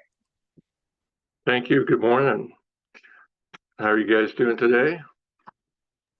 We are living the dream over here. Excited to hear you. Great. Well, I've been trying to get my Zoom link going here on my computer, and it's not working real well. I'd like to be able to share my screen, but right now I have you on my phone. So if I can take one more minute and see if I can get it up on my computer, that would be great. You got it. Thank you. Yeah, of course. And while he's doing that, does anybody have any questions about the upcoming conference on April 2nd that you would like to ask? I'm sure if you have a question, others would too. I've had a lot of questions about continuing education credits with the DBPR, and I just want to, Scott, if you want to just wave to me, I'll stop talking when you're ready. I've had a lot of questions about how to have board members track their continuing education. Because the DBPR, the Department of Business and Professional Regulation, put out new requirements this past year on what an HOA and a COA board member needs for continuing education. They kind of, in my opinion, only my opinion, put the cart before the horse, because there's really no way to track how board members are getting the continuing education credits. For example, a CAM, a community association manager, they have a license number. So when they take their required continuing education units, the presenter who's able to provide that to them puts their license number into the DBPR system so that they get the credit. We don't have that for board members quite yet. But what I'm telling everyone is that I have record that you guys all are here today and learning these different areas of education. So if ever anything comes up where people ask, well, you didn't take a roofing or you didn't take accounting, we are able to help you in providing that if ever the need shall arise. Any questions on that or the conference? Okay. Scott? Thank you for Good that. stuff. Yes, ma'am. And the HOA and COA certification, you will get certificates. And I just recommend too, when you're doing long form, like a 2-hour certification, always make sure you get a certificate. That way you can keep it in your file. And if anything, again, shall arise, which would be a very unique circumstance, but if it does, you have evidence that you were in that class and that you are up to date on the education that is being required. Okay, Scott. Yes. All right. Well, I'm still on my phone, and that's okay. I've got a great little presentation for you here on how to select a paint contractor. I had the opportunity to share this presentation last year at the meeting here that we did through Southern States, and selecting a paint contractor can be daunting, and getting into a big repaint for your whole community it can be very scary. So some of the problems we want to try and solve for you today is unmet expectations. Spending a lot of money and energy on a painting project, and then coming out on the other end with a lot of disappointed results. And you have a lot of CAMs and board members have a lot of people they represent, and so we know that you want to be able to represent them well. You also want to avoid angry homeowners, of course, and you also want to avoid change orders that can happen, unexpected costs that can happen because you forgot to ask things, or things came up that just weren't clarified in the process. So we want to talk today about what a paint specification is. We want to talk about how to find qualified subcontractors to bid on your project. And we also want to talk about the process of meeting subcontractors and what that looks like. And then lastly, the selection process. So I get asked all the time to provide a bid on paint projects. I'll get a call from an HOA board member, or I'll get a call from a CAM, a community association manager, or a property manager, and they say, "Hey, we've got this project over here. Can you come give us a bid?" And we actually don't. Just want to test real quick. Can everybody hear me okay? Yes. Okay, just wanted to make sure. We actually have made a decision not to bid projects unless there's a paint specification written. That's really important. So a paint specification is a written document from a third-party paint vendor, such as Benjamin Moore or Sherwin-Williams, or pick your favorite brand of paint. And so what happens is the HOA, the board, will contact the local paint vendor, have them come out and look at their project and make recommendations upon what they should have painted and how they should have those things painted. Now, naturally, the board will want to have a meeting of two before this to decide what they want painted, because sometimes that might be unclear. But usually, the third party paint vendor or paint rep can share that with you. Once you have that paint specification, then you can send it out to all the paint contractors.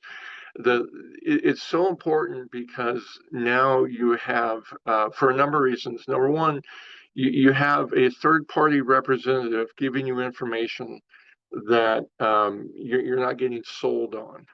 You're also getting information that's kind of industry standard, as opposed to just one paint contractor's opinion about what you should do.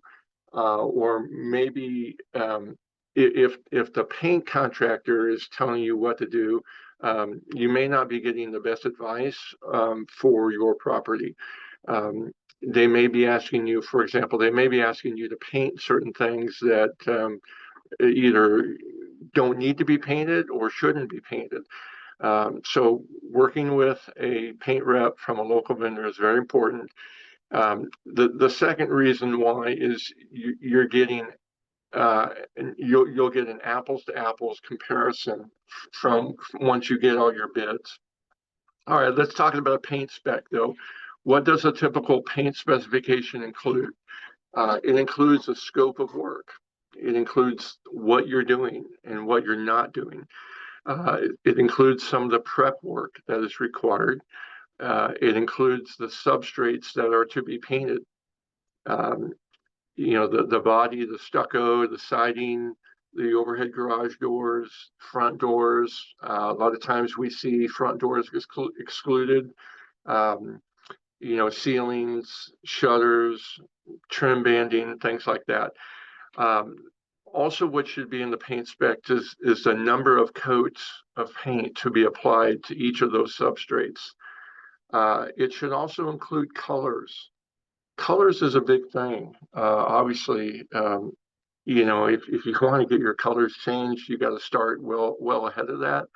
And it's really helpful if you know whether or not the colors are changing before you get into a paint bid, because sometimes you may go into it and the paint rep from Sherwin-Williams or Ben Moore is suggesting one coat, but then you end up changing colors and you end up needing two coats. So having your colors picked beforehand is really helpful. The paint specification will also include the type of products to be used. This is very important, guys. For my paint contractor, when I bid on things, I spend a lot of time putting this together and I send it over. And then I find out that somebody bid a different paint. And maybe it's a better paint, maybe it's a worse paint, but now all of a sudden somebody's telling me, well, somebody has, you know, the same number you do, but they're using a better quality paint. And it's like, wait, time out. I thought we had a paint specification written so everybody was bidding apples to apples. And so now you don't have people bidding apples to apples, and that's really frustrating. So anyway, paint specs are very good. So once you have that paint spec, now it's time to start getting contractors, start calling contractors. Where do you find paint contractors? Well, there's a number of ways you can contact property managers.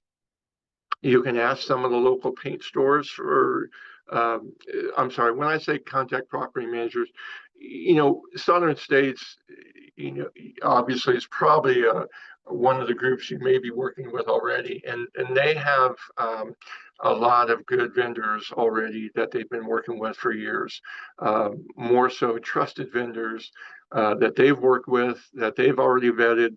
So leaning on your property managers is really valuable. They have a lot of good resources. If they can only come up with one or two, or they don't have enough, and by the way, I would recommend, you know, 3 to 5 bidders would be good for your project. You can also ask local paint stores. You can ask other paint contractors for recommendation. The one caution I would encourage you to avoid is calling that one board member's brother or nephew who is a paint contractor. That usually doesn't work out well. You know, you always have that one board member that says, "Oh, you know, my nephew paints," or "My brother, you know, he's a contractor in Georgia. Let's get him to come bid on this." And a lot of times that doesn't always work out well. Oftentimes they're not the professional contractor you might be looking for. So I would caution you about that. Once you have several contractors that you've asked to be involved in this process, the bidding process, the next step is to meet with the subcontractors. I highly recommend having one day where you meet with all the subcontractors at once, and you have a board member or two who is a representative for your board that can walk around the property with all the subcontractors, and you can review the paint spec at that point. You can answer any and all questions at that point, and that way every paint contractor is hearing the same information. I can't tell you how many times that we go paint a house for somebody, and the homeowner says, "Hey, I thought you guys were painting the closets. Your estimator said you would." And what ended up happening is they met with 2 or 3 other contractors, and it was actually one of the other paint contractors that they asked to paint the closets, but they didn't tell our estimator, and our estimator actually excluded the closets on the paint estimate. And so it's really nice to have all the contractors there at the same time so that everybody's hearing and getting the same information. So And any questions that are unresolved from that meeting, meaning questions that maybe the HOA rep doesn't know at that point, that's okay. You can circle back with an email and email the answers to everybody so that everybody's now working with the same set of documents. Selecting the paint contractor. I love this quote from Benjamin Franklin. He said, "The bitterness of poor quality remains long after the sweetness of low price." The bitterness of poor quality remains long after the sweetness of low price. So, your board has to make a decision. Are we going with the cheapest contractor? Is that our goal? Or are we going with the most qualified one that meets our budget? So, when you select a contractor, you want to make sure they're reputable. You want to make sure they're licensed by the state. And when it comes to paint contracting, there isn't a specific painting license that you need. If you're an electrician, you have to have an electrician's license, as well as a state business license. But as a paint contractor, all you need is a state of Florida business license. They will need certificates of insurance, and obviously that's something that is going to be a requirement. They'll need to have general liability insurance. They should have workman's comp insurance. If they have commercial vehicles, they should have auto insurance. I would make a note of caution about companies that subcontract, meaning, if you're dealing with one contractor who does a lot of 1099. So they're 1099. What they're doing is they're subcontracting their employees, which is technically illegal. But what's happening in that situation is that you can be a 1099 subcontractor and still work legally in the state of Florida with an exemption. So they have a work comp exemption, and that's probably not what you want, because if somebody has a work comp exemption, that means they actually don't have workman's comp insurance. And you can get into some trouble there. If a contractor gets hurt on the job, they can end up suing the homeowner or the homeowners association. So you want to make sure they have workman's comp insurance, and that all their workers are employees who have workman's comp. The other thing, ask for references. You want to make sure that they have references. I would recommend calling those references. They should have a solid contract or proposal in place. That contract should include scope of work. It should include the prep procedures they're going to do. It should include warranty information. What kind of warranty is being provided? What are the owner's responsibilities? That's important too. Are the owners required to clear off the front porch? How about the rear porch if you have a screened lanai? Are the owners required to bring in all their furniture and belongings? Is there a porta potty? Is a paint contractor getting a porta potty? Is that okay with you guys? What about trailer storage? Most likely the paint contractor is probably going to want to have a trailer on site, and where can you put that? What are the terms of payment? That's very important.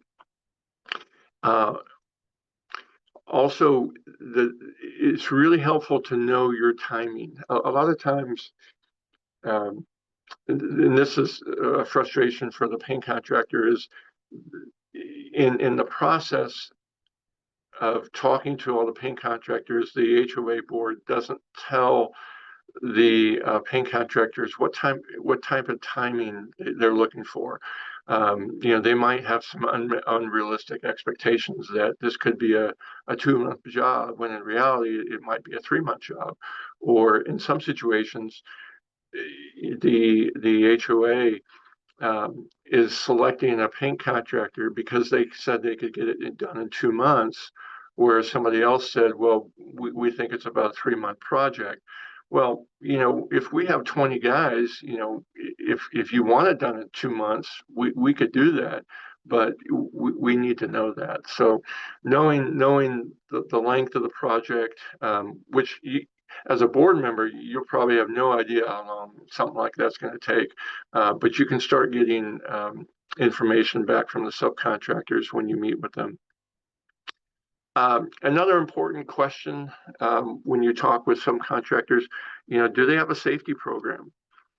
What's that look like? Do they have what's their mod rate? What's their modification rate? So that's a work comp code that multiplier that tells them how much work comp and money and work comp they're going to pay. But knowing their mod is helpful to know, are we dealing with a company that has a good track record, good safety track record?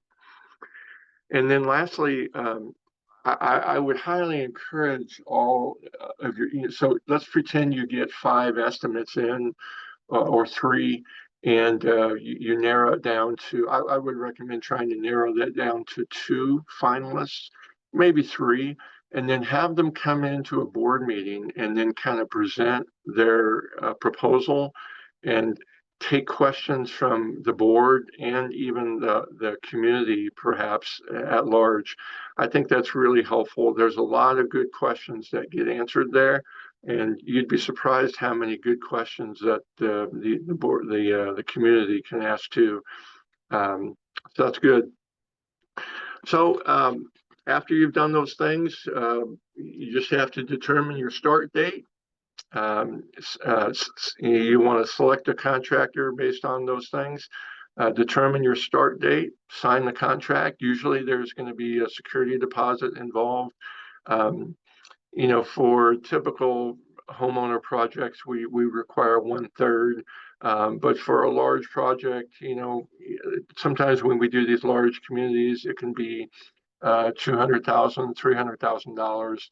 In which case, to me, a reasonable security deposit is going to be around maybe 5%, somewhere in the neighborhood of $15,000 to $20,000. So we don't require that security deposit until we're about a month out from the start date, and then work with the subcontractor to determine a sequence of homes. If you have an association where you have 20 buildings, you guys can work together on a sequence of which buildings are going to be done, and then notify all those owners and tenants, tentative schedule when they'll be coming to you. I really highly recommend designating one HOA rep to be a point of contact during the process and during the painting work. That way, if the paint contractor has questions or issues, we all know there's always that one homeowner who's always kind of a pain in the rear, and so we want to be able to direct that person to the HOA contact, when they have a lot of questions. But just in general things, it's really helpful. Plus, one of the things we do is when we complete a building, we usually do 1 or 2 buildings, and then we work with that HOA rep and we do a walkthrough, and we provide a sign-off sheet for them to sign off and also note any touch-ups.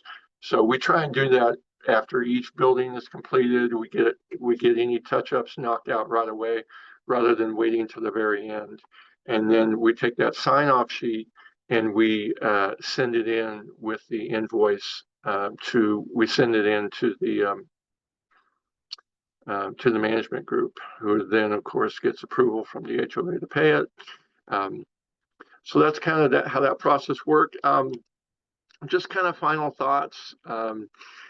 Check your HOA docs for the required painting or maintenance schedule. In the past, it's been 5 or 6 years. We think that's much too short. The products these days are much better, and you can go at least 8 years. But sometimes you may have to get your documents and bylaws changed at that point, because Because legally, I think the HOA board is bound to do that, but you may want to get those changed. The last thing I would say is if you have a paint contractor, or excuse me, a paint project coming up, budget now, and this goes for any trade, any big project you're trying to do. You know, there's been so much inflation in the last 2 or 3 years. You know, we had a group up in Halifax Plantation that was trying to do a paint project. They'd budgeted 80,000 and they were getting bids back in that 150 to 180,000. So they were double what they had budgeted. It's okay to get some preliminary bids, even though you might be 2 to 3 years out. I remember we had one in Plantation Bay that we bid out, and we didn't actually do the project for 4 years later.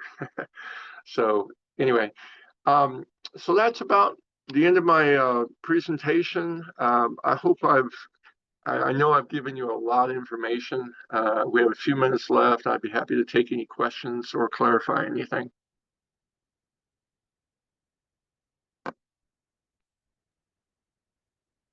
Well, I can say on the chat, Scott, that Patricia Manello says, kudos to Bowman's, did a fantastic job for our HOA community and excellent follow-up. Highly recommend this company. So that's good always to hear. And Patricia, Awesome. go to their Google reviews and put it there so others can see as well. Scott, Yes. as always, lots of great information. Everybody, if you don't have any questions for Scott, or if you have some that you want to talk to him in person at the conference, they will be there. And again, they will keep us charged up all day by being the coffee sponsors. Scott, thank you so much. Send our appreciation to Lynette and have a good day. Thanks for being here. All right. Thank you, guys. Appreciate it. Thank you. Okay, everyone, we're going to keep this going. We have 2 more presenters. Our 11:30 presenter is Mike Mort with Insurance Office of America. Mike has been with Southern States Management Group as an education presenter and supporter for 8 or 9 years now. So we sincerely appreciate your continued support and your knowledge of providing information to these board members and to our CAMs. We sincerely appreciate it. Mike is going to talk to us today about knowing your emergency response company before you need them and knowing if a claim should be submitted or not. Mike, thank you for being here this morning. Take it away. Thank you, Diane. I appreciate this. My speech, if you will, is the education of it. It's going to be short and sweet. There's going to be, you know, a few bullet points. So if there are any questions after, please let me know. But I think, especially if you're in a condominium, there are some challenges that are inherent when you have an issue related to, I would say, mostly water damage. So imagine you're in a condominium association. You have responsibilities as an owner for the inside of your unit by Florida statute, and then behind the wall, including the drywall, is the association's responsibility. So you've got these 2 parties that are sharing but not sharing space. And just imagine, if you will, a water pipe or whatever it is, it's usually a pipe, breaks behind a wall, does damage to a unit, 3 units, 5 units, and you're trying to figure out, wow, who's responsible for what? It's critical that whoever's responding from a response standpoint understands Florida Condo Law. They understand that basically this: it does not matter where this water originated from. It matters what was damaged, and each party, the owner, the association, has their responsibility. That's critical, because if the response contractor doesn't understand it, they're going to mix up their invoicing. They're going to cause confusion, and they're going to create what I call a disaster after the disaster, which is the financial calamity of trying to dig through and straighten it out. And then if you have an insurance adjuster involved, they're going to they're going to try to like figure it out as well. And that just extends time and makes things even more challenging through a claim. So, what I just said about a water loss also pertains, and I would say even more specifically to a large loss like a catastrophic wind event. One of the things that happens is after we have a hurricane is we start calling, if you're on a board and you want to know, okay, who do we call?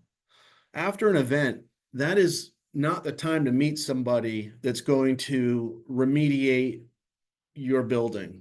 You want to, in my opinion, you want to have a relationship up front with them. You want to meet them when there's nothing going on. Try to get an assessment of who they are, their experience, and really, if they have a lot of experience in the COA world, references, things of that nature, so that you get a comfort zone out of the box.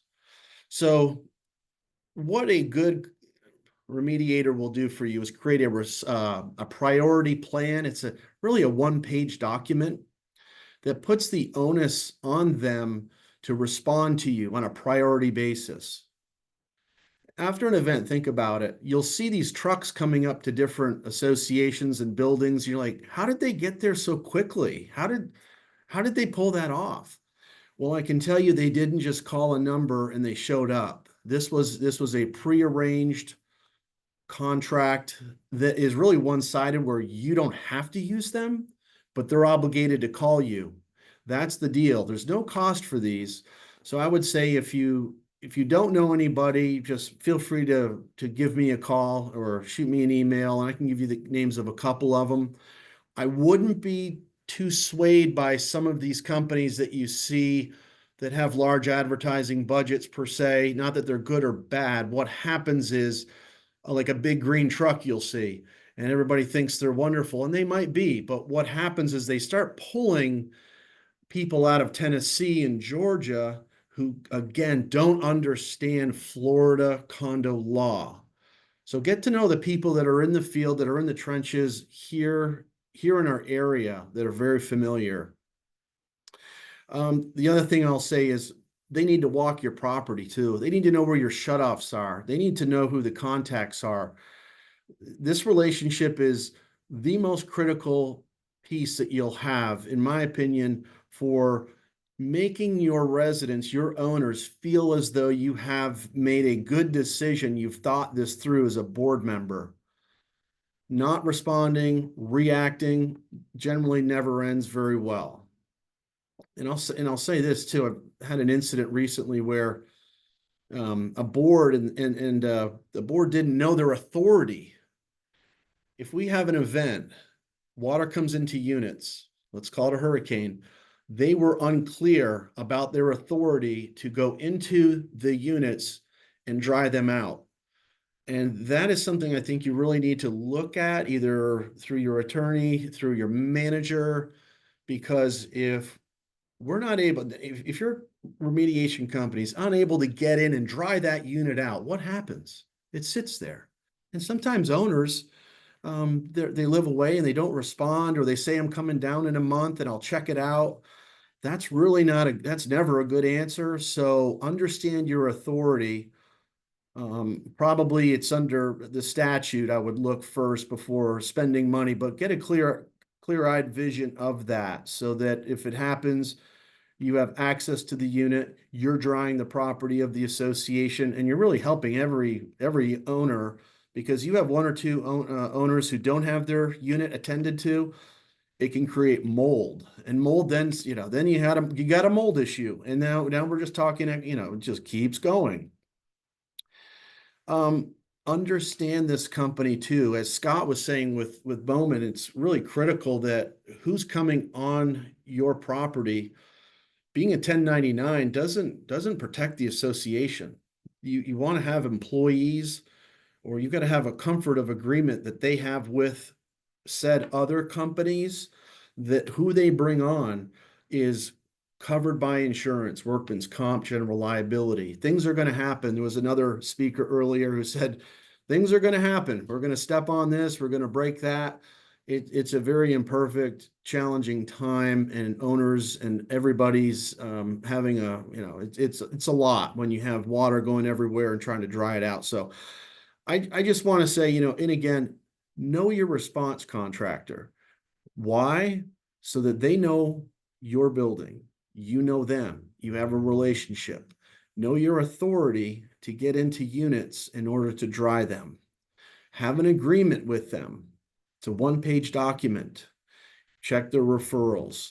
And really once a year, meet with them, probably in the springtime. Have a contact. Hey, here's what's going on. The hurricane season is looking a little like this or that. Just you got to expect something might happen. And that's really it. I mean, for response. And then the other one is submitting a claim under the association insurance is, I would say, what most people want to do and feel as though they need to do. But I think it's important that there be an objective third party that looks at your damages to ascertain whether or not you actually will meet the deductible. There is really no reason to be submitting a claim if we know objectively that the deductible will not be met. And that's not information you don't want to know. You need to know. You don't have to believe it, but you have to. We want to have that conversation from an objective third party who can ascertain the damages and whether or not there's going to be piercing of the deductible. If we have $50,000 of damage and there's $100,000 deductible, there's probably not a good reason to put a claim in, because it'll go against your claim history. The underwriters the next year will ask you, if you're on the board, a ton of questions about, was it fixed? We need invoices, everything related to it. It just doesn't help. I'm a huge proponent of, if there is a true claim, that you need help. Insurance companies are very difficult to work with. I'm an insurance broker, and it's the most challenging thing I do. And I try very hard to put people like yourself, if you're on a board, in contact with a team that will best effectuate the outcome. I'm a little disappointed, to be honest with you. I'm not too pleased with how the industry is responding to claims, from Milton. I thought after Irma, Matthew 16 or 17, things would change. That's what that's what we were kind of told. And then Ian and Nicole. So we have this battle, and I'm aware of it, and it's pulling on everybody everywhere. The flooding, the issues, the hurricanes. It's tough. But in any event, I think knowing who and if you have a claim is critical. And if you have a claim, we're going to build it out and do it the best we can to effectuate it. So that's about all I've got, really. I just want to keep it short and sweet. Knowing the people before they come on site is number one. Being comfortable with them. And if I can help in any way with anybody who has questions or wants to know a little bit more about it, please let me know. It'd be my pleasure.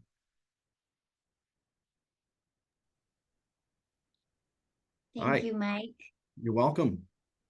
Okay, do we have any questions? Thank you. That was great. Well, you're welcome. And Mike will also be with his team at the April 2nd conference. He is going to be part of a panel, an insurance panel, where we have questions that we have put out in your registration. If you have seen when you register for the conference, you can put in a question. So we've taken board questions and put them together so that we have a panel. And then let's see. Okay. If we don't have any more questions, then I'll just put this on hold for now. I'm going to reach out to the next presenter and see if they can pop on a little early so that we can get you guys to lunch faster. Mike, thank you so much. If you would, just put your contact information in the chat for everybody so they can contact you directly with any more questions. Thank you, Diane. Appreciate you. Thank you. Thank you all. Yep. You know how to do that?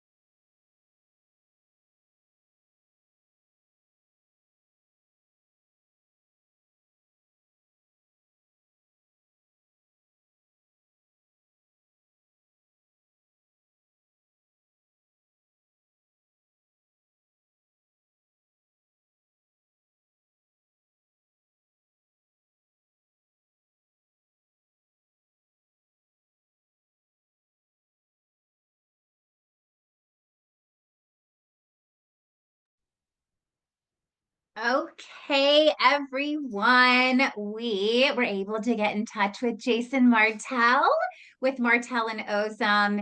Jason and his team have been with, it's so good to see your face. Hi, Jason. Hey, good to see you. Thanks for being available so early.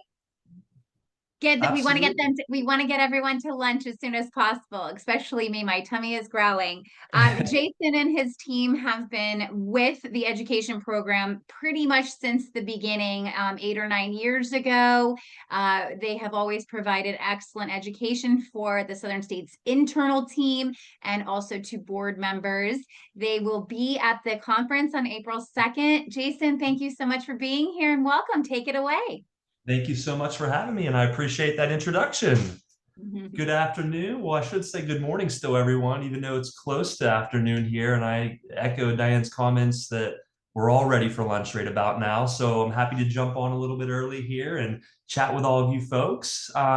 We have a very important topic to discuss here, and that's the collection of assessments.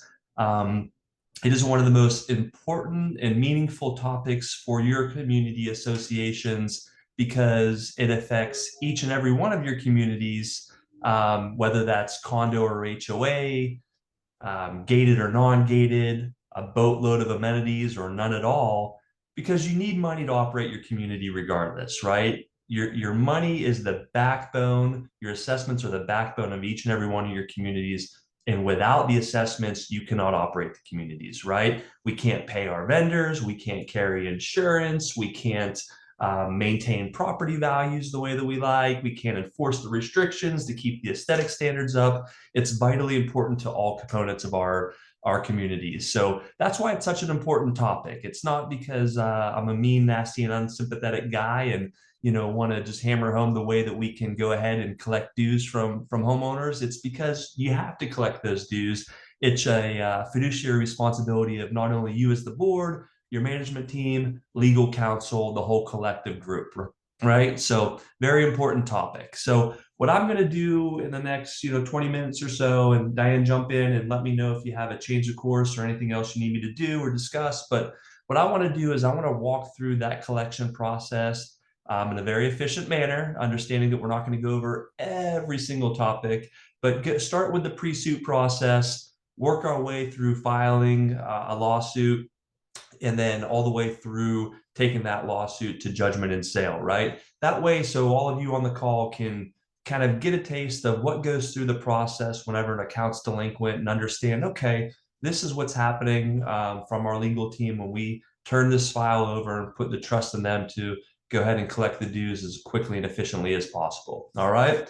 So with that said, there are 3 statutorily required pre-suit demand letters that you must send prior to being able to file a lawsuit against a homeowner for past due monies owed, okay? There are 3.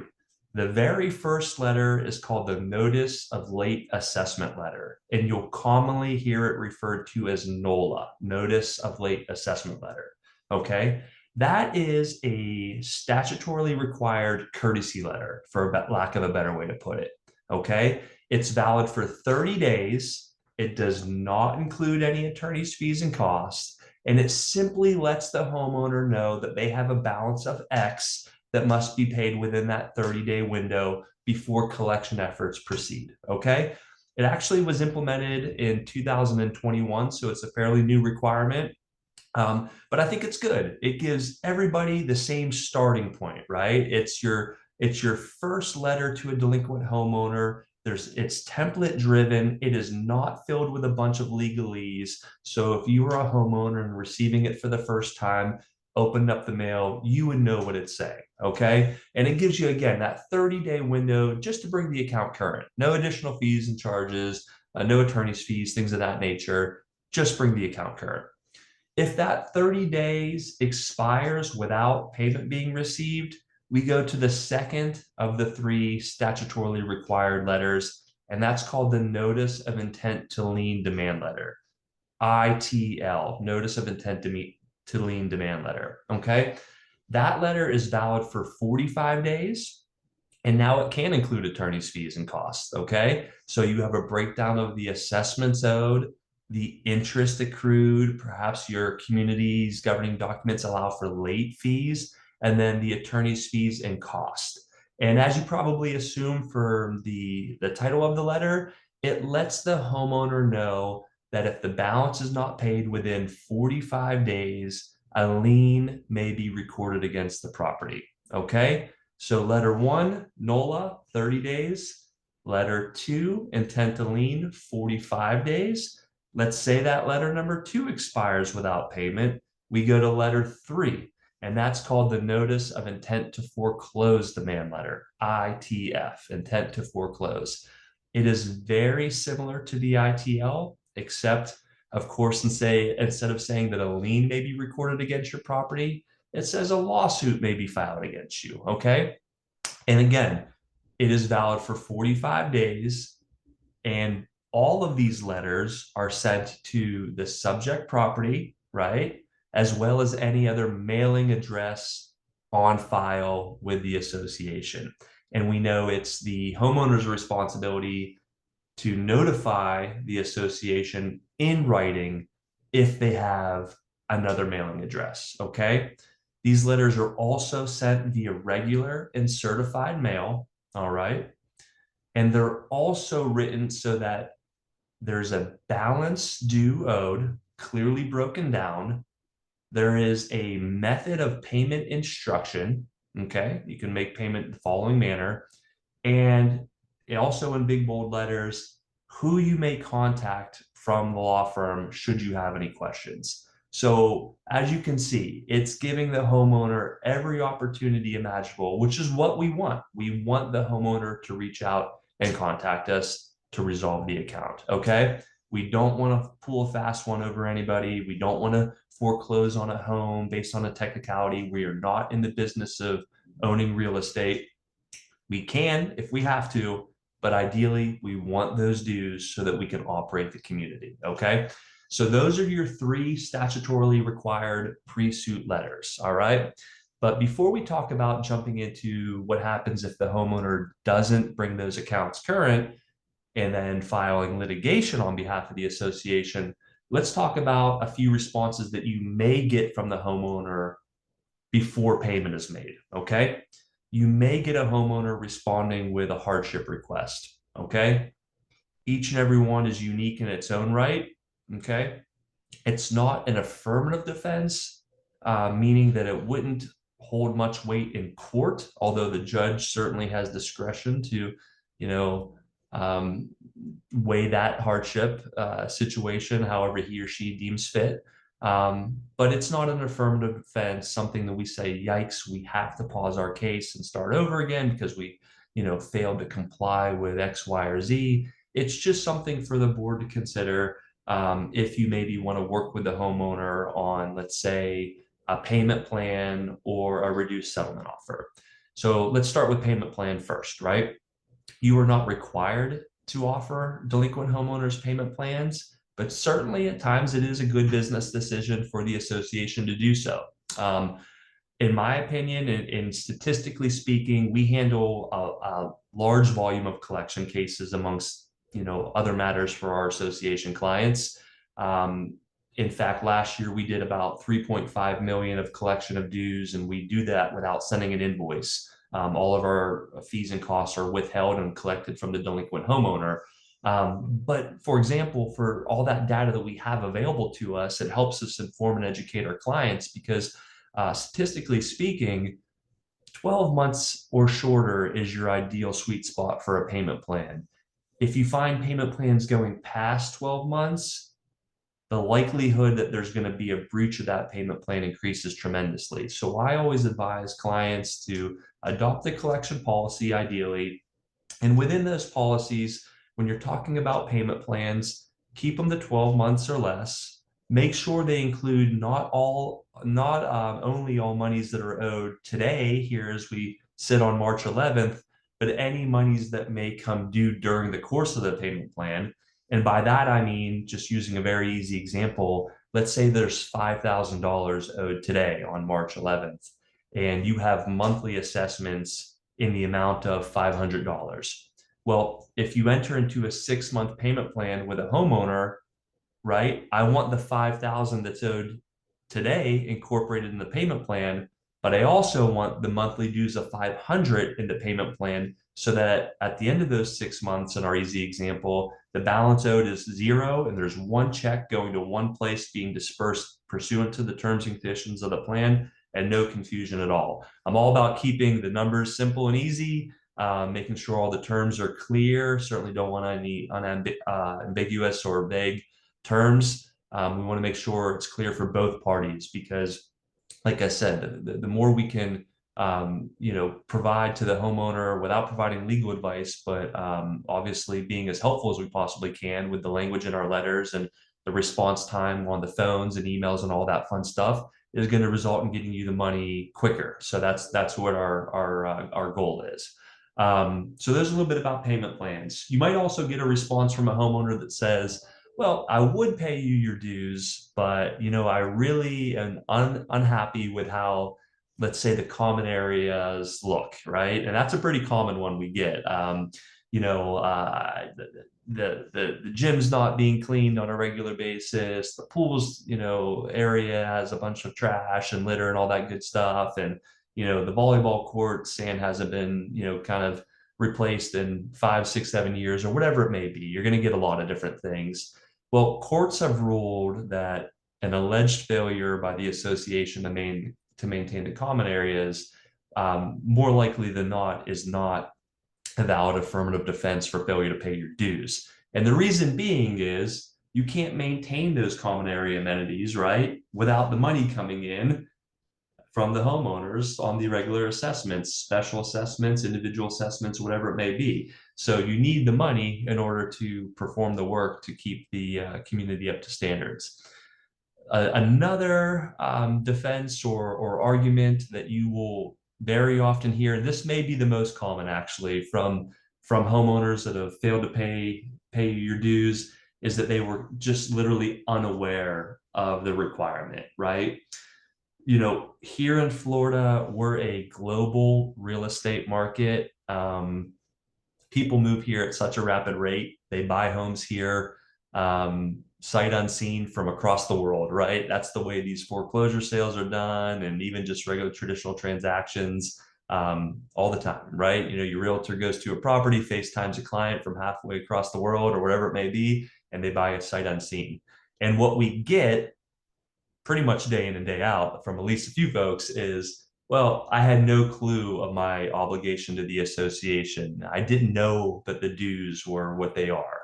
And that is not a defense for a homeowner, okay? We're a constructive notice state, meaning upon becoming record title owner of a property, you're subject to the covenants and restrictions. It's essentially a buyer beware type of situation. So you cannot use ignorance as a defense here in Florida, but you'll get that, and you'll get that all the time. We do here in our office. So that's a little bit about the pre-suit process. You have your 3 statutorily required letters. Doing the easy math on that, 30, 45, and 45, that's 120 days, right? So you have 120 days before you can even file a lawsuit if you wanted to. So for those reasons alone, I always tell folks, do not delay in the collection process, okay? And again, it is not to be unsympathetic to anybody, but the quicker you move through the collection process, because we already have the statutorily built-in delays, the better service you're doing for your community, but also for the homeowner, right? You have a fiduciary responsibility to collect the dues amongst many other items as being a board member.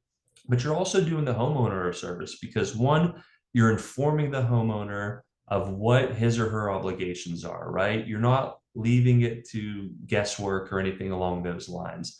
You're letting the association know that the dues are important to maintaining and operating the community and that there aren't going to be exceptions to that. Moreover, if you let the homeowner know in an early, quicker, and efficient manner, it's more likely that that homeowner is going to be able to pay you. So we have some communities where we've been retained by legal counsel and they send over a boatload of files and they say, well, here you go, here's all the delinquencies, and the delinquencies are through the roof. And I said, what have you been doing on these? And they said, well, nothing, we wanted to give them some time, so we just didn't do anything for a year or so. And I'm like, it's highly unlikely that the delinquent homeowner is stashing $1 a day away, because they have the association in the back of their mind. It's far better to let them know on the front end of their requirements, so that instead of using an easy example, $10,000 delinquency, we can try to collect a $1,000 or $2,000 delinquency. It's a much easier bridge to gap there. So that's the pre-suit process, 120 days at a minimum if you're flying warp speed, and we all know that there's obviously going to be some buffer days in there as well. And you know what to do if a homeowner reaches out with a payment plan request, and you know what they might say as to why they need that payment plan request. You also have some flexibility with what we call the soft cost, meaning the interest and late fees. I never want you to waive any of your hard cost assessments, of course, but if a homeowner owes you $1,000 and you have $300 in interest and late fees, which is possible in some communities, including condominiums, right? And they say, well, we'll pay you $900 today. You might want to take that offer. That's a reasonable settlement. You have the discretion to do that. So some things to think about, case by case. Work with your management team that are really experienced and helpful in providing guidance there. Work with your legal counsel, whether that's us or anybody else, to make sure your questions are answered, and you do the best for your community to collect those dues. If you have to file a lawsuit, this is where sometimes folks are a little nervous about, or maybe don't know a whole heck of a lot of the process, because once you file the suit, it comes to my office and you might not just have as much interaction on it, or whatever it may be. Once you file the lawsuit, you're going to name all record title owners as a defendant, okay? And you're also going to name any inferior lien holders, which we'll obtain through a title search.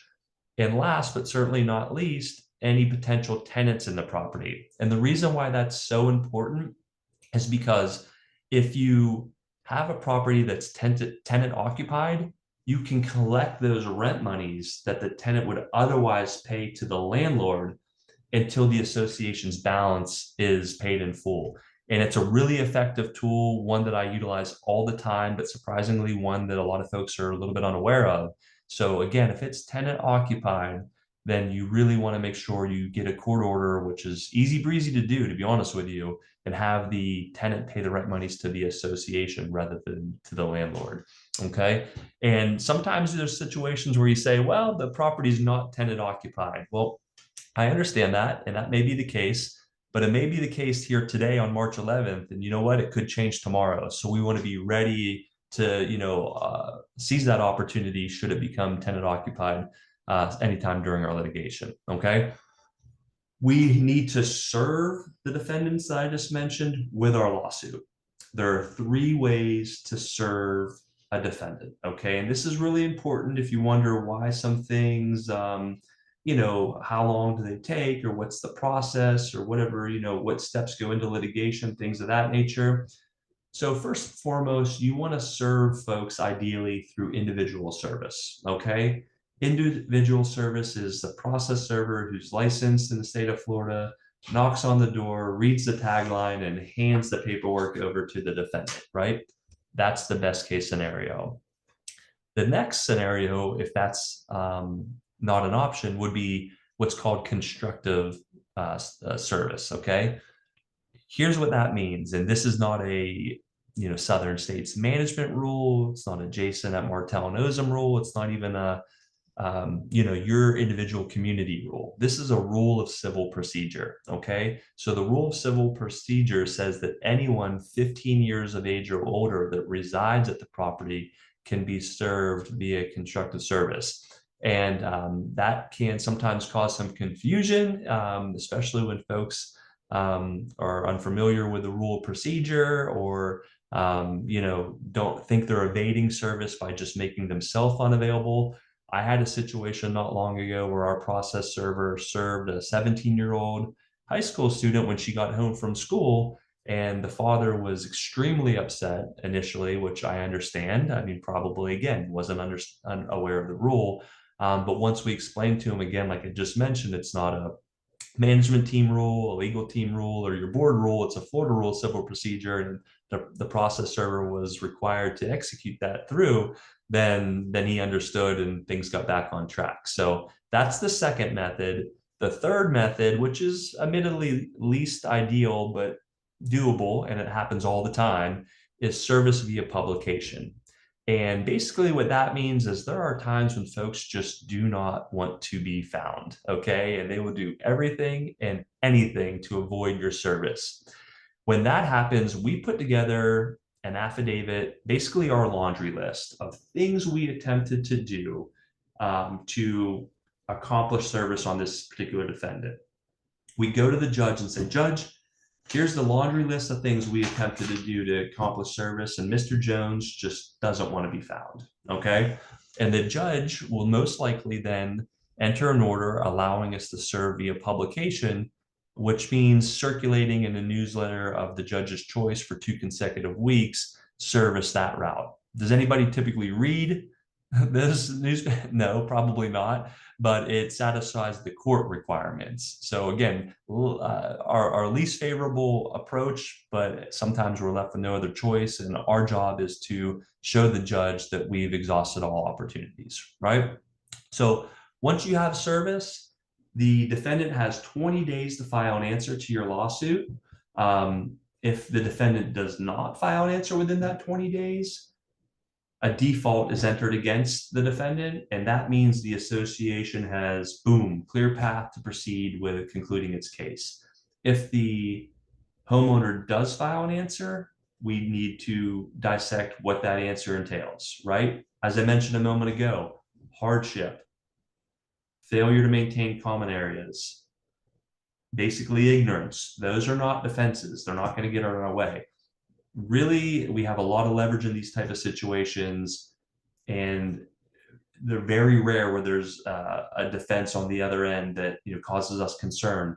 When they tend to pop up are usually accounting records, right? If there's been multiple changes in law firms or management teams and ledgers change and things of that nature, or monies have been misstated or payments not properly credited, things of that nature, we don't want that. We want to catch those on the front end. But those are typically the only times you'll see a homeowner's defense carry much weight. We need to then get to the conclusion of our case as quickly as possible for the association, because every day is important, right? So what we do is we work the file as quickly as we possibly can so that we can get in front of the judge and be awarded what's called a final judgment, okay? So in that judgment, we ask the judge to award the association all of its past due assessments, interest, late fees, attorney's fees, and costs, right? And we also ask that the property be set for sale, okay? So when a property is set for sale, which is typically about 45 days from the date of entry of the judgment, usually one of 3 things happen, okay?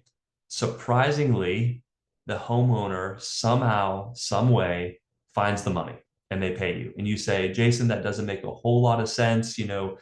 We've talked about the very first letter, the NOLA letter being sent, giving the opportunity for the homeowner to pay without incurring any fees and all this stuff. And you're telling me that they come back, 6-7 months later on the doorstep of foreclosure and find the money. And I'll say, yes, it happens more often than you would think.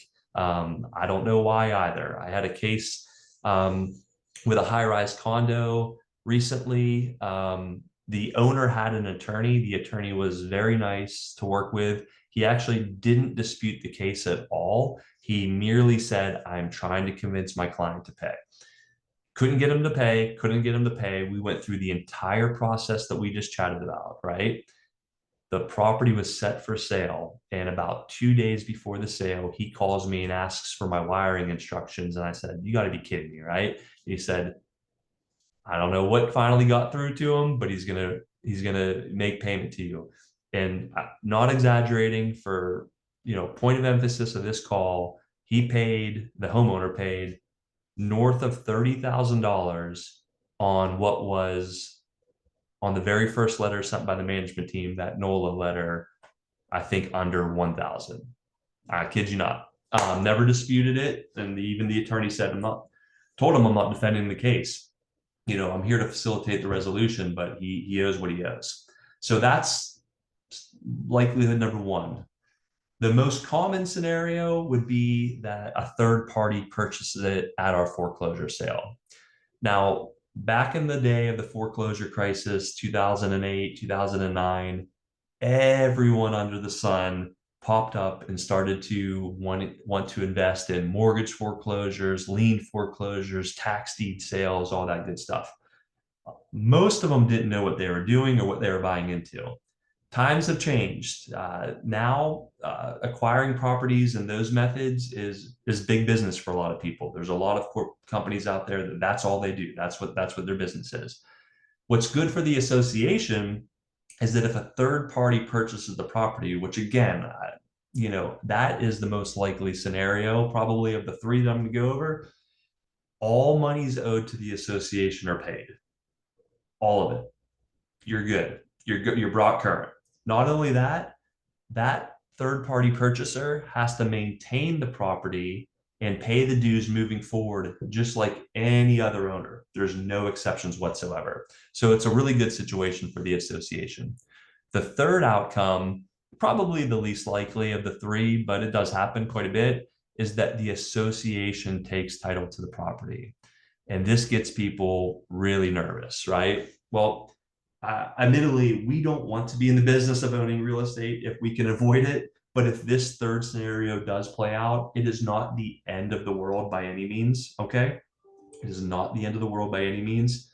The association takes title subject to the first mortgage, if there is one, and can lease or sell the property however they deem fit, okay? So for example, if you have a judgment entered, $10,000, that's a lot of money, right?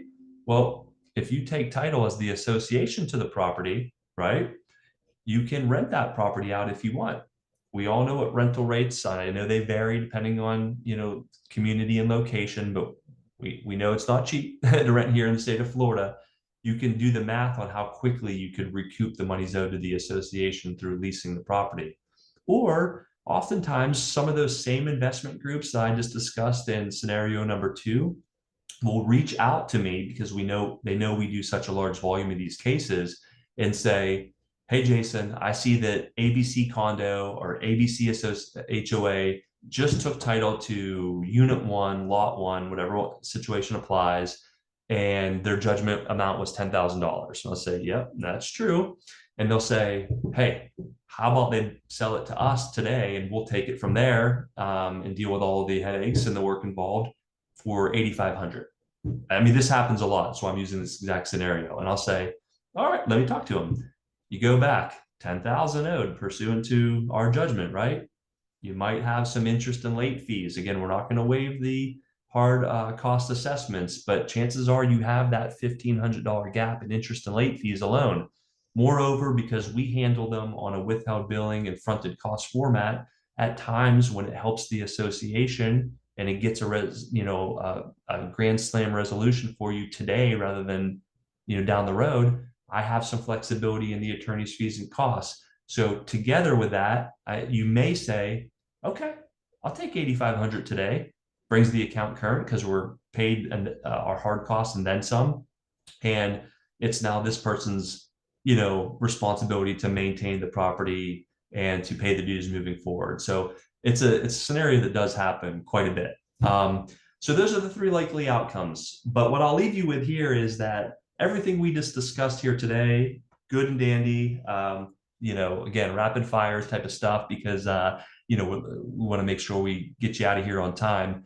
But all of us on this call, your management team, you as the board, me as the law firm, we cannot purchase these properties at foreclosure sale. The association can. That's the examples I just talked about, right? If title can come back to the association. We just talked about that. But individually, it's deemed a conflict of interest. So I can't be your attorney, work this case through, get all the inside info on the unit or the property, know it, and then go ahead and turn around and buy it myself. It's not allowed, okay? So just FYI, I want to leave you with that so we don't get us into any trouble, but that's your A to Z pre-suit through lit crash course because there's a lot more to it, but I think that was the highlighted areas for the collection process. But you could send me the referrals on those properties, right? Just kidding. You know, I mean, if somebody were to share that with you or their cousin or best friend from back home, Right. you know, You there's never only so know. much we can do. Yeah. There's always so much. Right. Okay, Jason, I've got some questions for you. Are attorneys allowed at board meetings? Irate homeowners are not happy with landscaping and they're threatening lawsuit at this board members association. You got it. Yes, attorneys are certainly allowed at board meetings. Your association counsel is oftentimes present. And I'll go a little step further. There are times where other members are not allowed at board meetings. And by that, I mean, if there's a closed board meeting between your legal counsel, whether that's me or anybody else, and your board, and you're talking about pending litigation or other attorney-client privilege matters, that can be closed to the membership. It still needs to be noticed, but it can be closed to the membership. But for general board meetings where it's open to the membership, yeah, you can have your association counsel there, either in person or via Zoom. Okay, another question. What do you do when a homeowner requests to have something done at her townhouse, but per covenants, she cannot do it, but goes forward and hires someone anyway? It can cause long-term damage. Does this cause any homeowner going forward to do whatever they want, planting trees, changing the look of the community, etc.? Oh, wow. Okay. So that's a pretty intense question there. And I hope that's not the case that it's happened to you already. But if it has, you know, your primary responsibility is to notify the homeowner immediately, typically through what's called a cease and desist letter, that they are making an exterior modification or otherwise some change to the property that otherwise is not allowed. And you ask them to restore the property to its original condition immediately. So oftentimes, if that's happening, it'll either be observed through your manager's routine inspection of the community, or like in this particular situation with, it looks like Patricia does have this happening now, you can notify your management team immediately, who will then notify your legal counsel, and you should send a legal demand, cease and desist demand, to cease all work immediately, restore the property to its original condition. And the last little component of it, I hope that any work that was unapproved did not affect anybody else's property or home. And if it does, we may need to seek reimbursement for those damages as well. Okay. Anyone else? Brian Lancaster, he's one of our Hey, fellow Brian, what's up? reporters. He said, great presentation, Jason. You are a true professional and a great communicator. And I echo that. Yeah, I appreciate that very much. Glad to see you. Brian's a great guy. I've known Brian for a while now. He's A plus. Love it. You too. Sir. Okay. Well, thanks for getting us in early, Jason. We so appreciate it. Would you please put your contact information in the chat for everyone so that they can contact you directly? Also, everyone who is going to the April 2nd conference, please do introduce yourself to Jason and his team so that that you can meet him personally and ask him questions when you are there. Yeah, Do we have any other questions for Jason or for myself or anyone on the Southern States team before we say have a great day? Okay. All right, guys. Thank you.